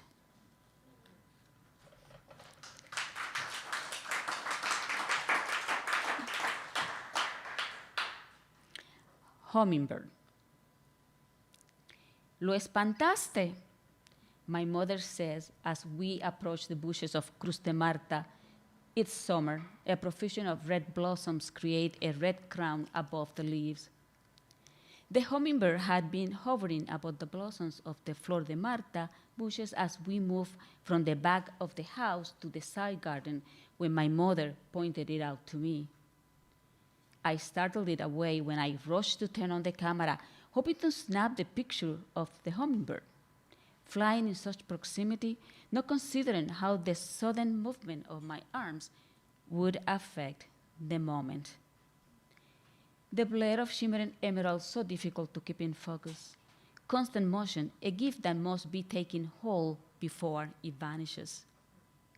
Next morning, I stood near the bushes, hoping to notice any imperceptible movement that might indicate the presence of a hummingbird. I inspect the highest branches, completely covered by red, tiny blossoms, like a connected dots picture. You must connect each blossom to the next in order to get the whole picture. A glimmering flash of emerald appears between the shadow of two adjacent leaves. I snap picture after picture. The abundance of red, tiny flowers is now documented for posterity. The hummingbird will remain a fleeting emerald sparkle I will chase after for the rest of my life.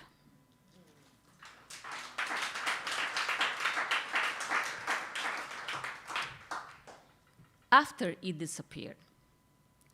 Years after it disappeared, I still look for it every year when I drive through the intersection on my way to my parents' home.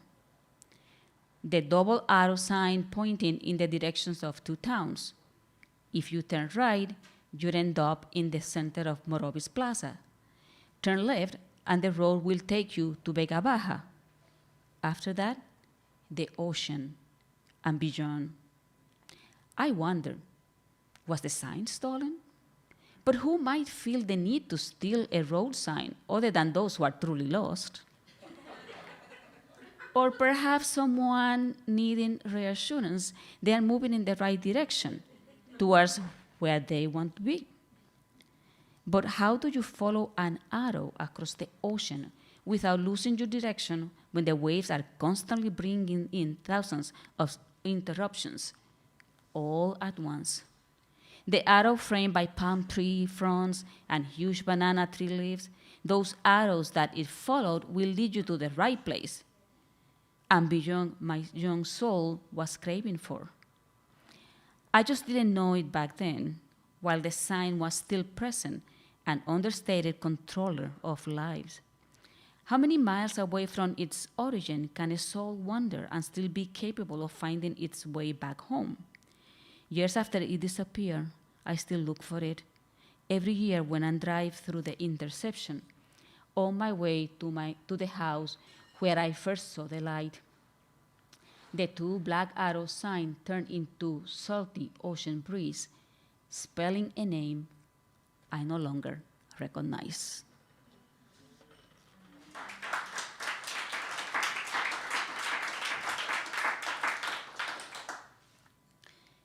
Cartography of Exile. First, you must realize that the cardinal points, as you know them, will never reveal anything about your position in the world.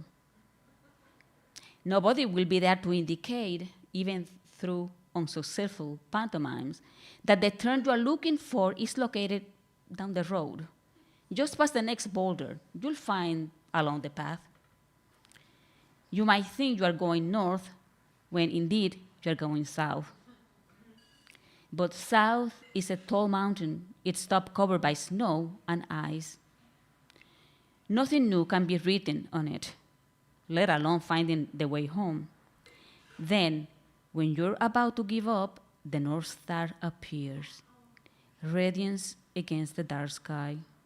But then the sky turns upside down, like when you lie down, expecting, if anything makes sense, anything at all, you will soon call yourself found and safe.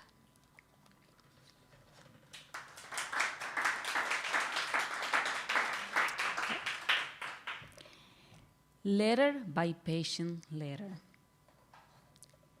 It takes decades to build a life in words, longer if those words are trapped, immobilized by the coldest of northern winds. Winter arrives, you lose sight of them for months, even perhaps years, at a time freezing of muscles.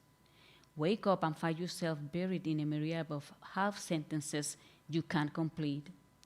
You've been too busy arguing with airplanes, wings, vowels, and consonants.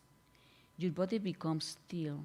Wonder, words hide under the shroud of anonymity, necessary condition for survival. It takes decades, no, perhaps a lifetime of digging to the core where those words lay like secret explosive ready to unveil. More words? The red-hot core? The fact that below all the ashes the truth lays barely breathing? It takes a long time.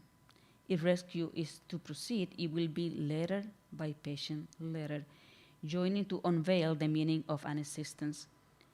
Remaining faithful to the desire to let the words just come, they know their way, though you frequently wonder when, where, how they learn to walk through the treacherous trails of crackling ice. Okay. And this is the last one.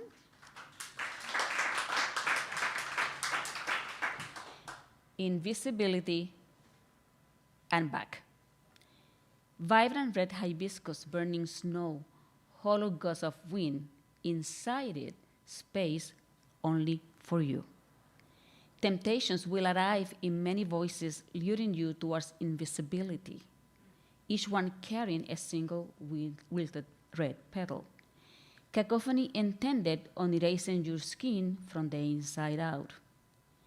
The blossom will never again be the same, but enough ink remains. Pick up the brush, begin, again, again. Now rest assured, the final self-portrait will be everything you have to offer and more.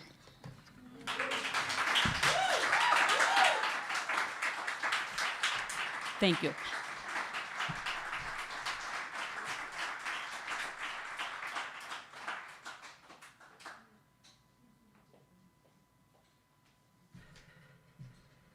You know, each of our poets tonight have tapped into different images, subject matter, and I have to tell you, Nydia, the use of nature within your work is just incredible. The waves piece just really had me. Thank you so much for that. All right, our next poet, although I feel she needs no introduction, I will do so just the same. Aracelia Esparza. Yeah.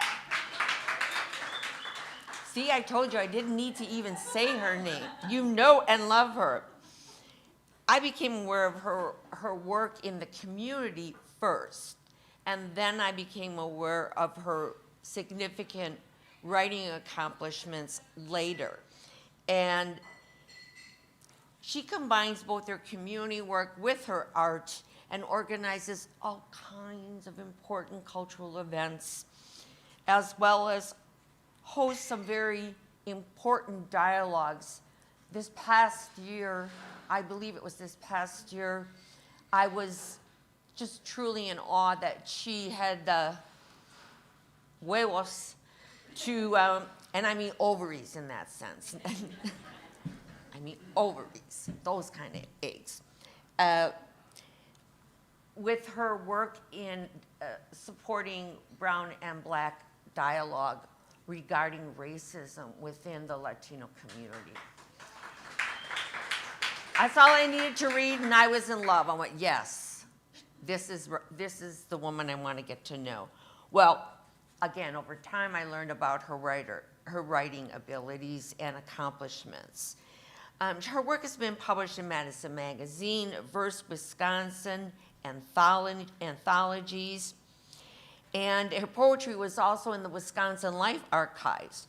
She has an MFA from Hamline University, born and raised in Madison, woohoo.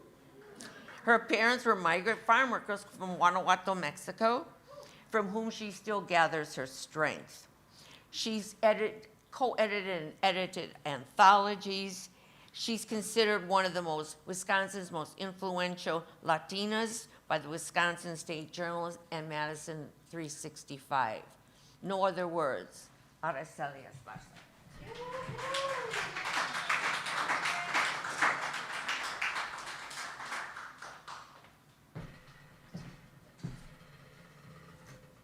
Oh, I forgot something.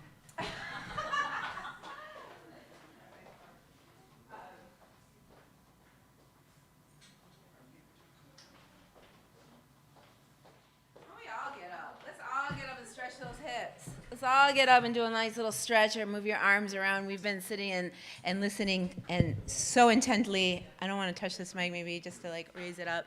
Yes, raise your arms up. Do some of those poetic hand movements that we all use. And if you're hearing all of this beautiful vibes, I just want you to know that this platform is also for you. We are centering Latina voices, and if you know other Latina voices that want or need to be highlighted, please connect them with us. A lot of us are in the community. Angie has her platform here. These are unprecedented times for Latina and Black women in the state of Wisconsin, considering how we've been how we weren't planned. They did not plan for us here. You know, they did not really plan for us to be here. They didn't think we was going to take up space here in Wisconsin, but here we are. These are unprecedented times. We have a Latina who's the Madison Poet Laureate. We have a Black woman who's a Madison Poet Laureate the Poet Laureate for Milwaukee. And so when I was growing up, like, here in Madison, like, I would have never thought that this was an opportunity for me to have space for my art, or what I feel is my art. So right now I'm planting seeds for social justice as a speaker and founding of a Latina mentoring program that helps other Latina women upskill their tech knowledge and increase their earning potential while creating a positive impact for marginalized communities. And we talked a little bit about the Latinx talkbacks, so those can still be found on YouTube and on Facebook as well. But for me to be a Latinx writer, it means to be able to catch fire, to bring forth something from labor and sweat, to have enough when there is not. To have enough when there is not. And that enoughness comes from our cultura. We've talked about that here. Alondra talked about her seeds of being a first-generation student here in Wisconsin and so forth. And so many of us have had these first experiences of breaking isolation. And I wanted to open up with this, because somebody said, I think, Angie, you were talking about that your poetics is about location. So I need to honor the location where we are is on Williamson Street in Madison, Wisconsin. And quite a few years ago, there was a shooting here. And I wanted to honor the space that we're also in a Black-owned space, and that we're brown women taking up that space. But we cannot, thank you, but we can't ignore what happened here. And this is a little bit of riff, and children, if you need to, plug your ears. This is a little bit of a riff, and like a poet, we like to wax from other people, in this case, the Fugees, settle the score. 20 years, and we still be singing about cops getting hard-ons for shooting people. People can be anyone on the streets, even you, and most def, even me. So are people different? This new world is brought by capitalism, brought by the success of a few and the backs of many. This poem isn't about ghetto land. This is about how second-wave hip-hop listeners growing up and becoming parents who birth new victims, new headshots, new targets, new suspects, new probable causes, new threats, a beautiful set of innocent eyes of our newborn baby children. In the twilight, gunshot crackle sound, even our music couldn't kill the pain. Early gravestones our vision, fake smiles hang from our cheeks, politics grips our throat, squeezes out our hope, poof, go our tiny dreams that we have for our babies to grow in a world without violence. It's hard when your friends are getting shot, but it's a totally different pain when your children are getting shot. That day, not long ago, I hid from the funeral services. I felt that day at a park is what he would have wanted for me. He had that Madison summer smile of a beach, sand, fishing, and skateboarding. He wanted to be somebody, like they say. Some are born rich, I mean great. Some achieve a suburban home, I mean greatness. And some have greatness shot at them, I mean murdered. And I knew that our people's love is a course that never did run smooth. And I knew it, and still, until he died, I didn't understand that this fight was for our babies, our children, whose worth is consistently devalued, dehumanized, defected even by us. I can't point fingers at anybody, but I will start in the backyard of in my own backyard of putting toys before time, of my crooked ass ways of halfway parenting, of giving up before giving a shit. Oh, but I'm not supposed to write about that. Because weren't we also children when little Johnny got shot, or Sheena or Alex, and the list goes on and on and on. But why didn't we stop it? Why couldn't we stop it? We had Rodney, we even had Arsenio, but shit, we didn't have us. Some youth are blinded into thinking that this isn't about race, class, or gender, and some of them stop listening. Some of them believe they are safe. They are not safe. We are not safe. Us is not safe when one is getting shot. Hashtag Tony Robinson is all of us. Mm-hmm.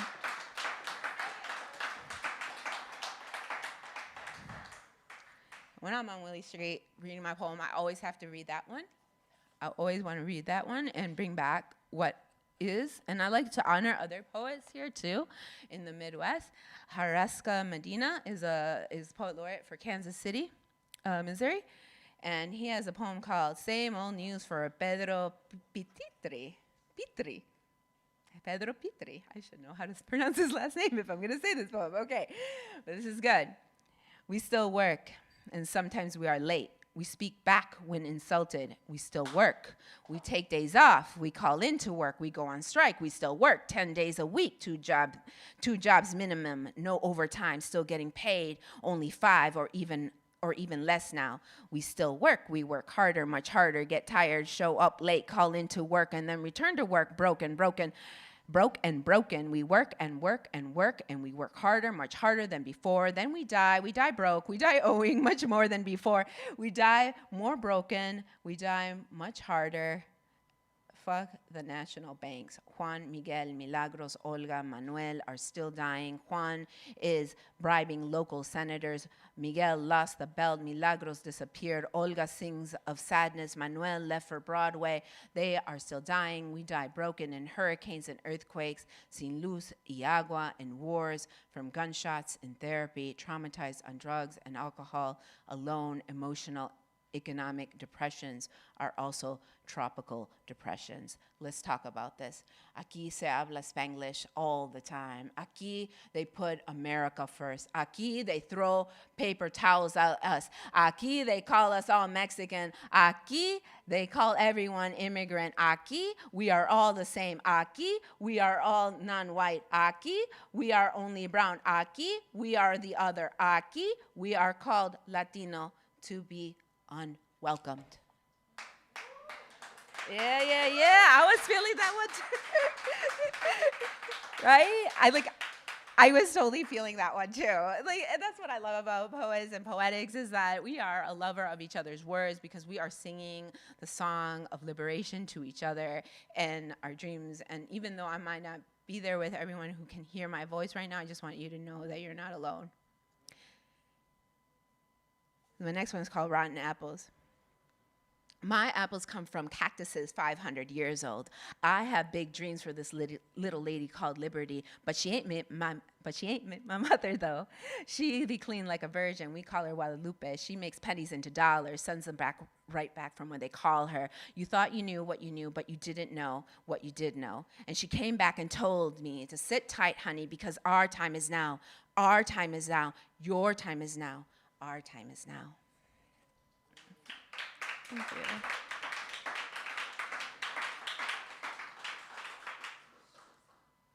And I think this last one, and you guys can also listen to this on Wisconsin Public Radio. It's called Wisconsin Life, and they have a little finder, and you can just put my name in there, or put the word beats, because it's about beats. Because this is being recorded, I really felt it was important for me to bring in, we've been bringing in and calling in all of our madres, comadres, madrinas, amigas, compañeras, all of these beautiful Wisconsin women and brown women from our past, from our countries and from our hearts. And so I really wanted to talk about that and call in. My political vision would be nothing if not for my grandmother. She taught me about el unión, about caring for my neighbor, about caring for those who didn't have, and to cherish what we did have. Mi abuelita was a maquinadora. She made thousands of blue jeans, the mezclilla. And she came here in the U.S. as a migrant worker, and she picked beets and other vegetables. And as a poeta and a writer, I cannot deny mis raíces. They are parte of la tierra madre. My political vision is not one that I talk about because I'm still forming it. I know that it honors Native traditions and collective gatherings, and that my vision isn't valued in the current political structure. And I want to call in the fact that there is legislation right now in Wisconsin that is trying to undermine critical race theory to be taught here. And you will know that by my smell and the color red and all the blood that has been spilled that I have gathered. For all the anger that has been thrown, I have gathered it. I encapsulated it and made it into food. How do you like that for innovation, capitalistas? Abuelita said that it's not about the sides, it's about listening. I wrote this poem after eating beets that were given to a class that I was substituting for. The beets came from a community garden program that gives the harvest to schools with a high percentage of children in free reduced lunch programs. None of them had tasted fresh beets. Until that day, I thought I hadn't either. The moment the bag opened and we passed out the snack, the entire room filled with her. Mi abuelita's smell. I held back the tears while eating one. I watched the children inspect them and eat them and admire their color, and I knew then that it wasn't my first time eating one. I just never knew I had. And I will read the poem. You can hear the rest in the Wisconsin Life website. Betabel rojo, sabor de tierra húmeda, la cual nunca he probado antes de hoy. Lo curioso es que ya sabía tu amor por las manos de mi abuelita, que hace mucho tiempo te piscaba, te jaló de la tierra madre, te piscó en los campos de Nebraska, en los fields de Wisconsin. Tu color manchó sus manos, tu olor imprimió en su piel. Lo sé porque te olí, Betabel, el sabor en mi boca de la tierra, de las mañanas húmedas, abrazada de mi abuelita. Recordé su color en el sabor del betabel. Gracias.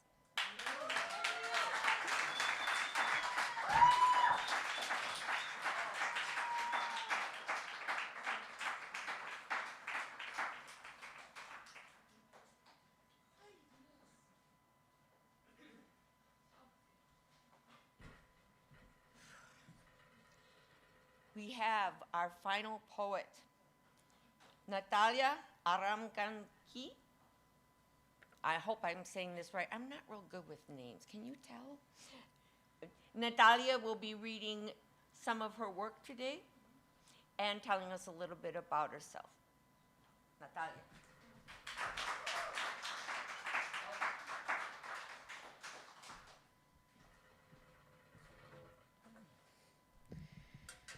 First of all, I just want to say it's an honor to be surrounded by so much profundidad, so much depth. We have so many wise storytellers here, and I can't believe it. I think I'm in a dream. So, and gracias to Araceli for believing in me. You're like my inspiration and my anchor. So gracias.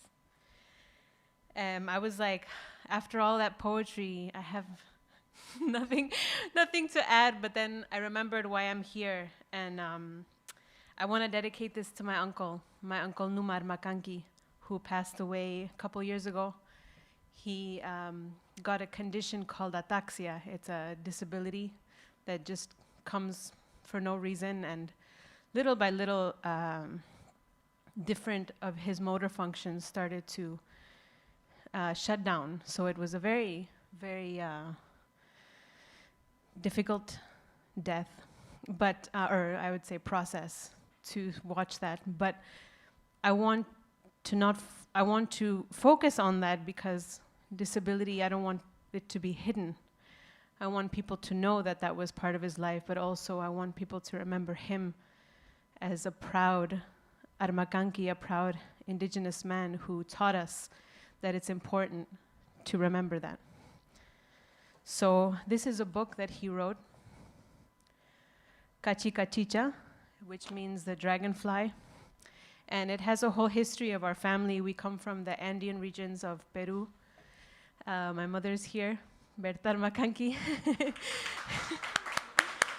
And as you all know, there's rampant indigenous racism that happens every day, especially in Latin America, well, everywhere, but in Latin America, it has shown up in trying to have us forget our language.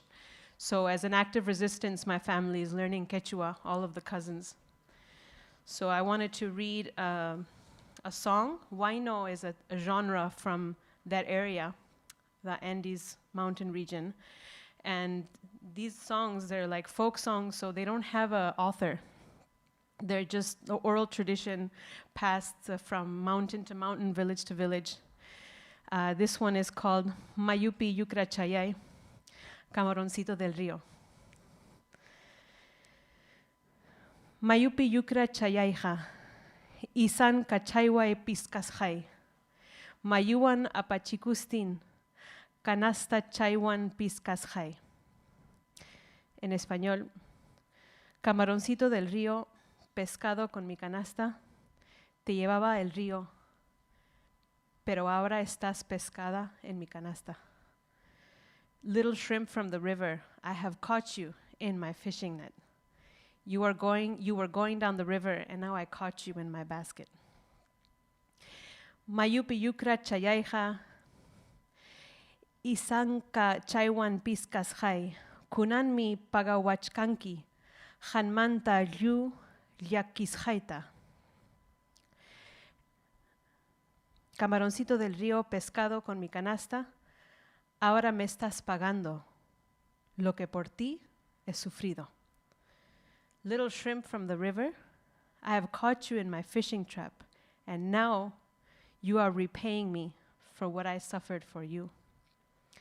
And then my favorite verse, which I often quote when I want to talk about the beauty of the genre huayno, indigenous folk genre from our region. La piedra, so these songs are in Quechua and also in Spanish, because it's a syncretic culture, right? La piedra con ser la piedra, dentro del agua se gasta. Pero tu corazón, muy duro, ni con mi llanto se ablanda. Así mi amor contigo poco a poco termina. So, in translation, the stone, even the stone, gets softened by water, right? After years, the stone gets sculpted by water. But your heart is so hard that no matter how much I cry, you don't get affected by me. So, and that's little by little how my love is dying. So that was an example of huayno, which is what my family continues to this day. My brother plays it on the guitar and sings it.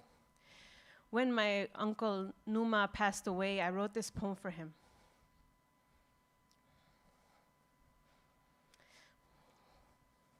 Gracias, tío.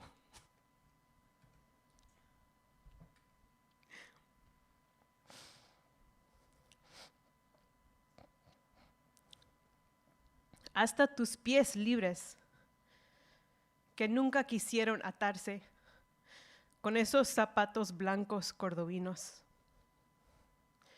Hasta tus palabras de quechua runasimi, que nunca quisieron dejar su cultura. Hasta tu trenza bella y larga, que nunca se enredó con superficialidades.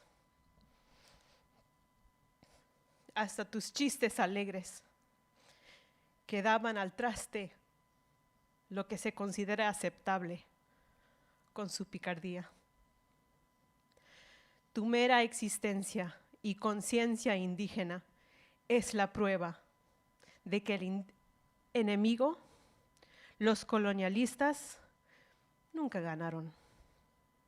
Con sus pistolas y enfermedades y supuesta alta cultura, son ellos que perdieron la riqueza y nosotros que seguimos ganando con lo que tú nos enseñaste y nos regalaste.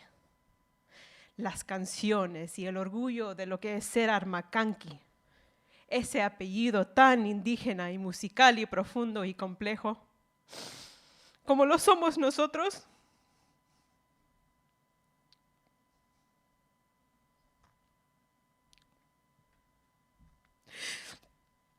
Esa anarquía feroz de tus filosofías, esa libertad completa de la enfermedad del dinero,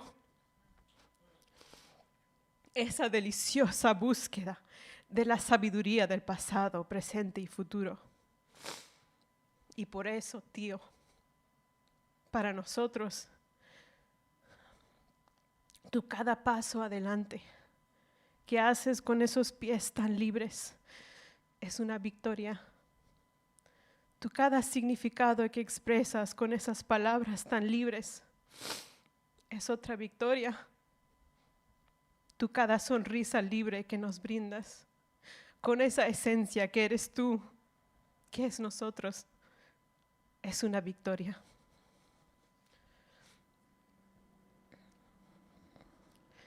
This is a quote from something he shared on YouTube talking about the genre of huayno.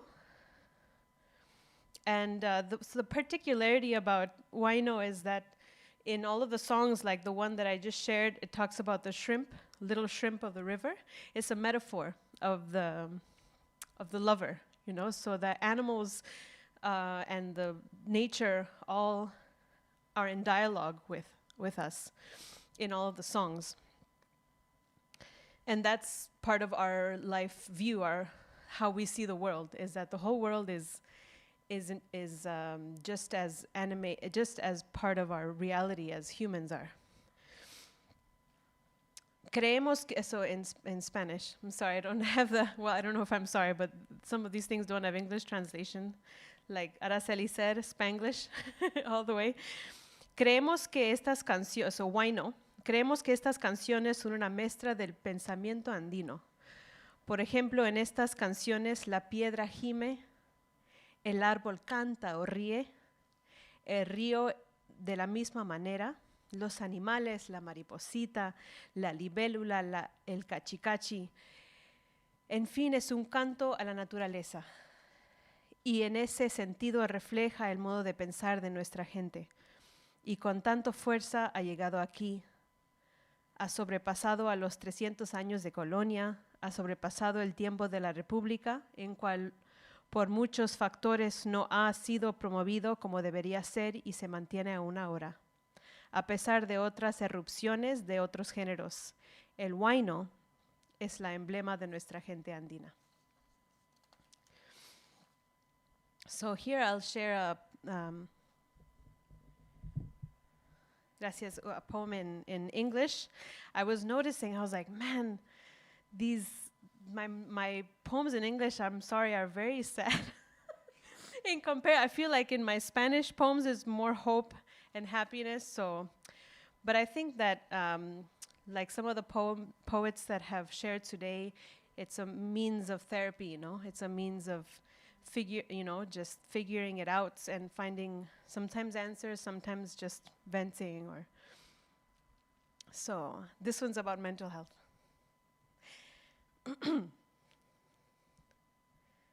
Stay. Never leave. Oh, and love me. Oh, yeah, forever, please. Oh, yeah, and unconditionally, too. Por favor.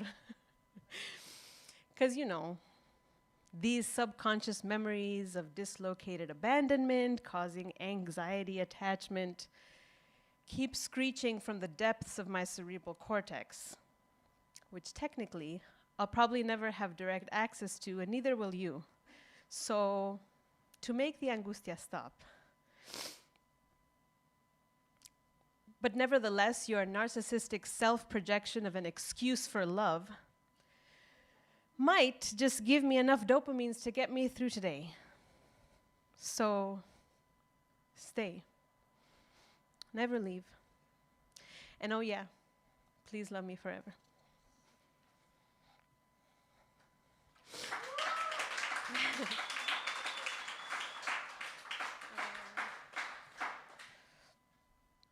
Aquilo, gracias. Sulpaiki in Quechua is the word. I'll read one more in English. This is called, again, I don't like saying what it's about, but it's pretty mental health related. It's called I've Always Been Ready. I can taste it now. That lifelong awaited sweet release. The letting go with no worry of tomorrow. Perhaps it'll feel like a gradual, comforting, safe darkness that will envelop me. Perhaps I'll have no idea and it'll just come out of the abyss only to call me into it. And my body won't have to hold itself anymore stoically. I won't have to push forward anymore with the will to live. I'll finally be able to set it down. Set all these dreams down. Give goodbye kisses to all my desires. jokingly swear off all the careful balancing of being. Or perhaps it'll be very painful, and life will have one more grand finale game for me. Either way, I'll be ready, because I'll be happy to finally be allowed to become one with Pachamama, Mama Pacha, Mother Earth, where my spirit has been the whole time floating out of my body, never really here.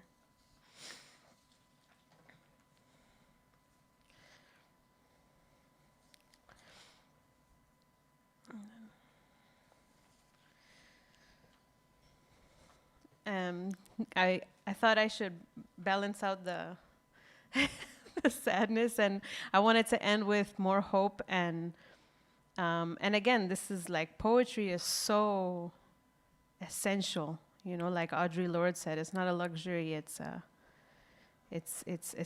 vital, because of all the things that poetry says, right? It helps us get through those moments when we're ready to let go sometimes, you know, and helps us figure our connection with others, figure our connection with the universe. And there's so much right now emphasis on mental health, and I think that's wonderful, but at the same time, even that's being commercialized and capitalized, in the sense it costs money to go see a therapist. Some people don't have access to mental health, you know, and so maybe it's helpful to look through these more indigenous ways of having therapy for ourselves, you know. Poetry can be one of those ways. Okay.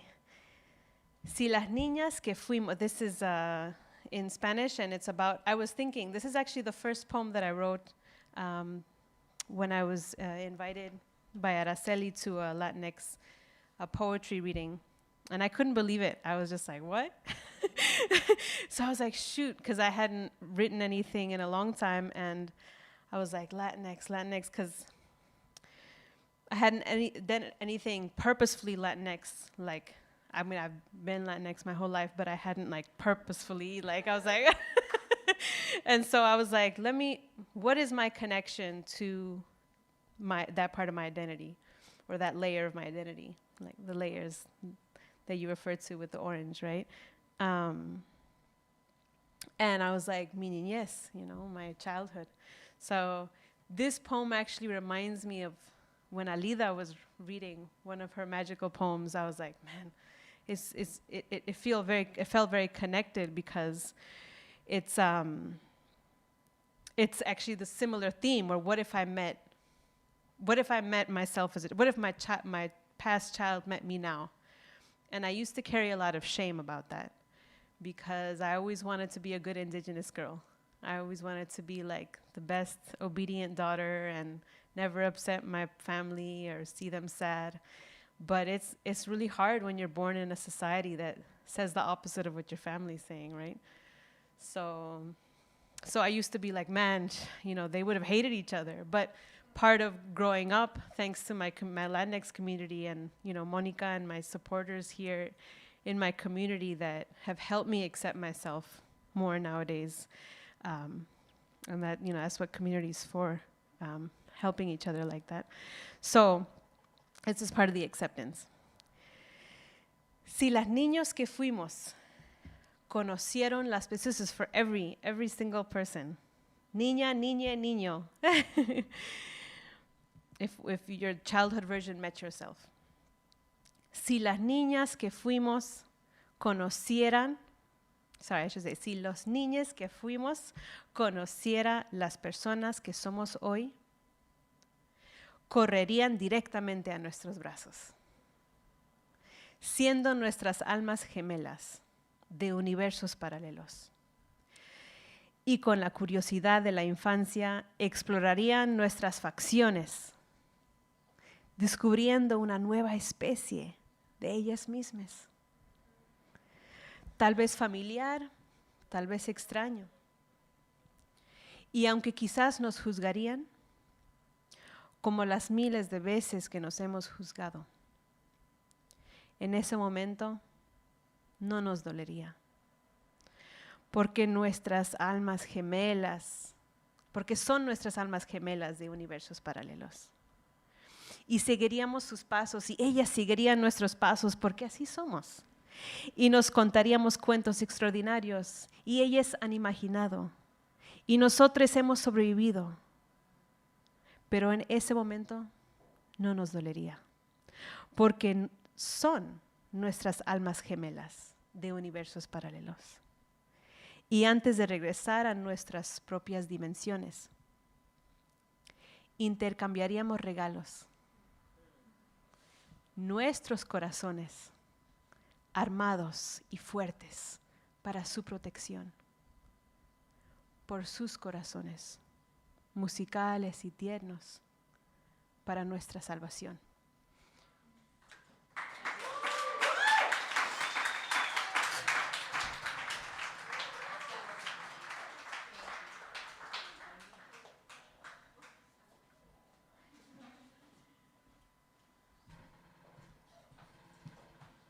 Thank you so much for joining us this afternoon on a warm, sunny summer day. You chose to be indoors, but I hope you found rewards from what was shared. When I think of the various themes that our poets have touched upon, identity politics or identity exploration is a common thread for many of us. And I remember someone saying, why do you always have to talk about your stuff? Right? Meaning Latino, Mexican, Chicano, whatever we were talking about. But why do you always have to talk about your stuff? And like many of you, you're asked this many times.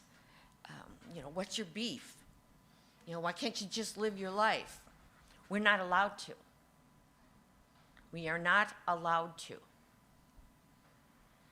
And so as long as we are the other, the subaltern, we will always talk about our stuff, our raíces, because thus far we are not enveloped into society. So when people ask us, when will you get off that soapbox? Our resounding answer might be, when you let us in. I've heard declarations and demands in the poetry today. Women who have bravely pulled off a very hard bandage or Band-Aid on an open wound and make us look at it and feel it. And that wound we all bear as brown women. Some other poetry talked about getting past the wounds, and we do, and we must, and we will.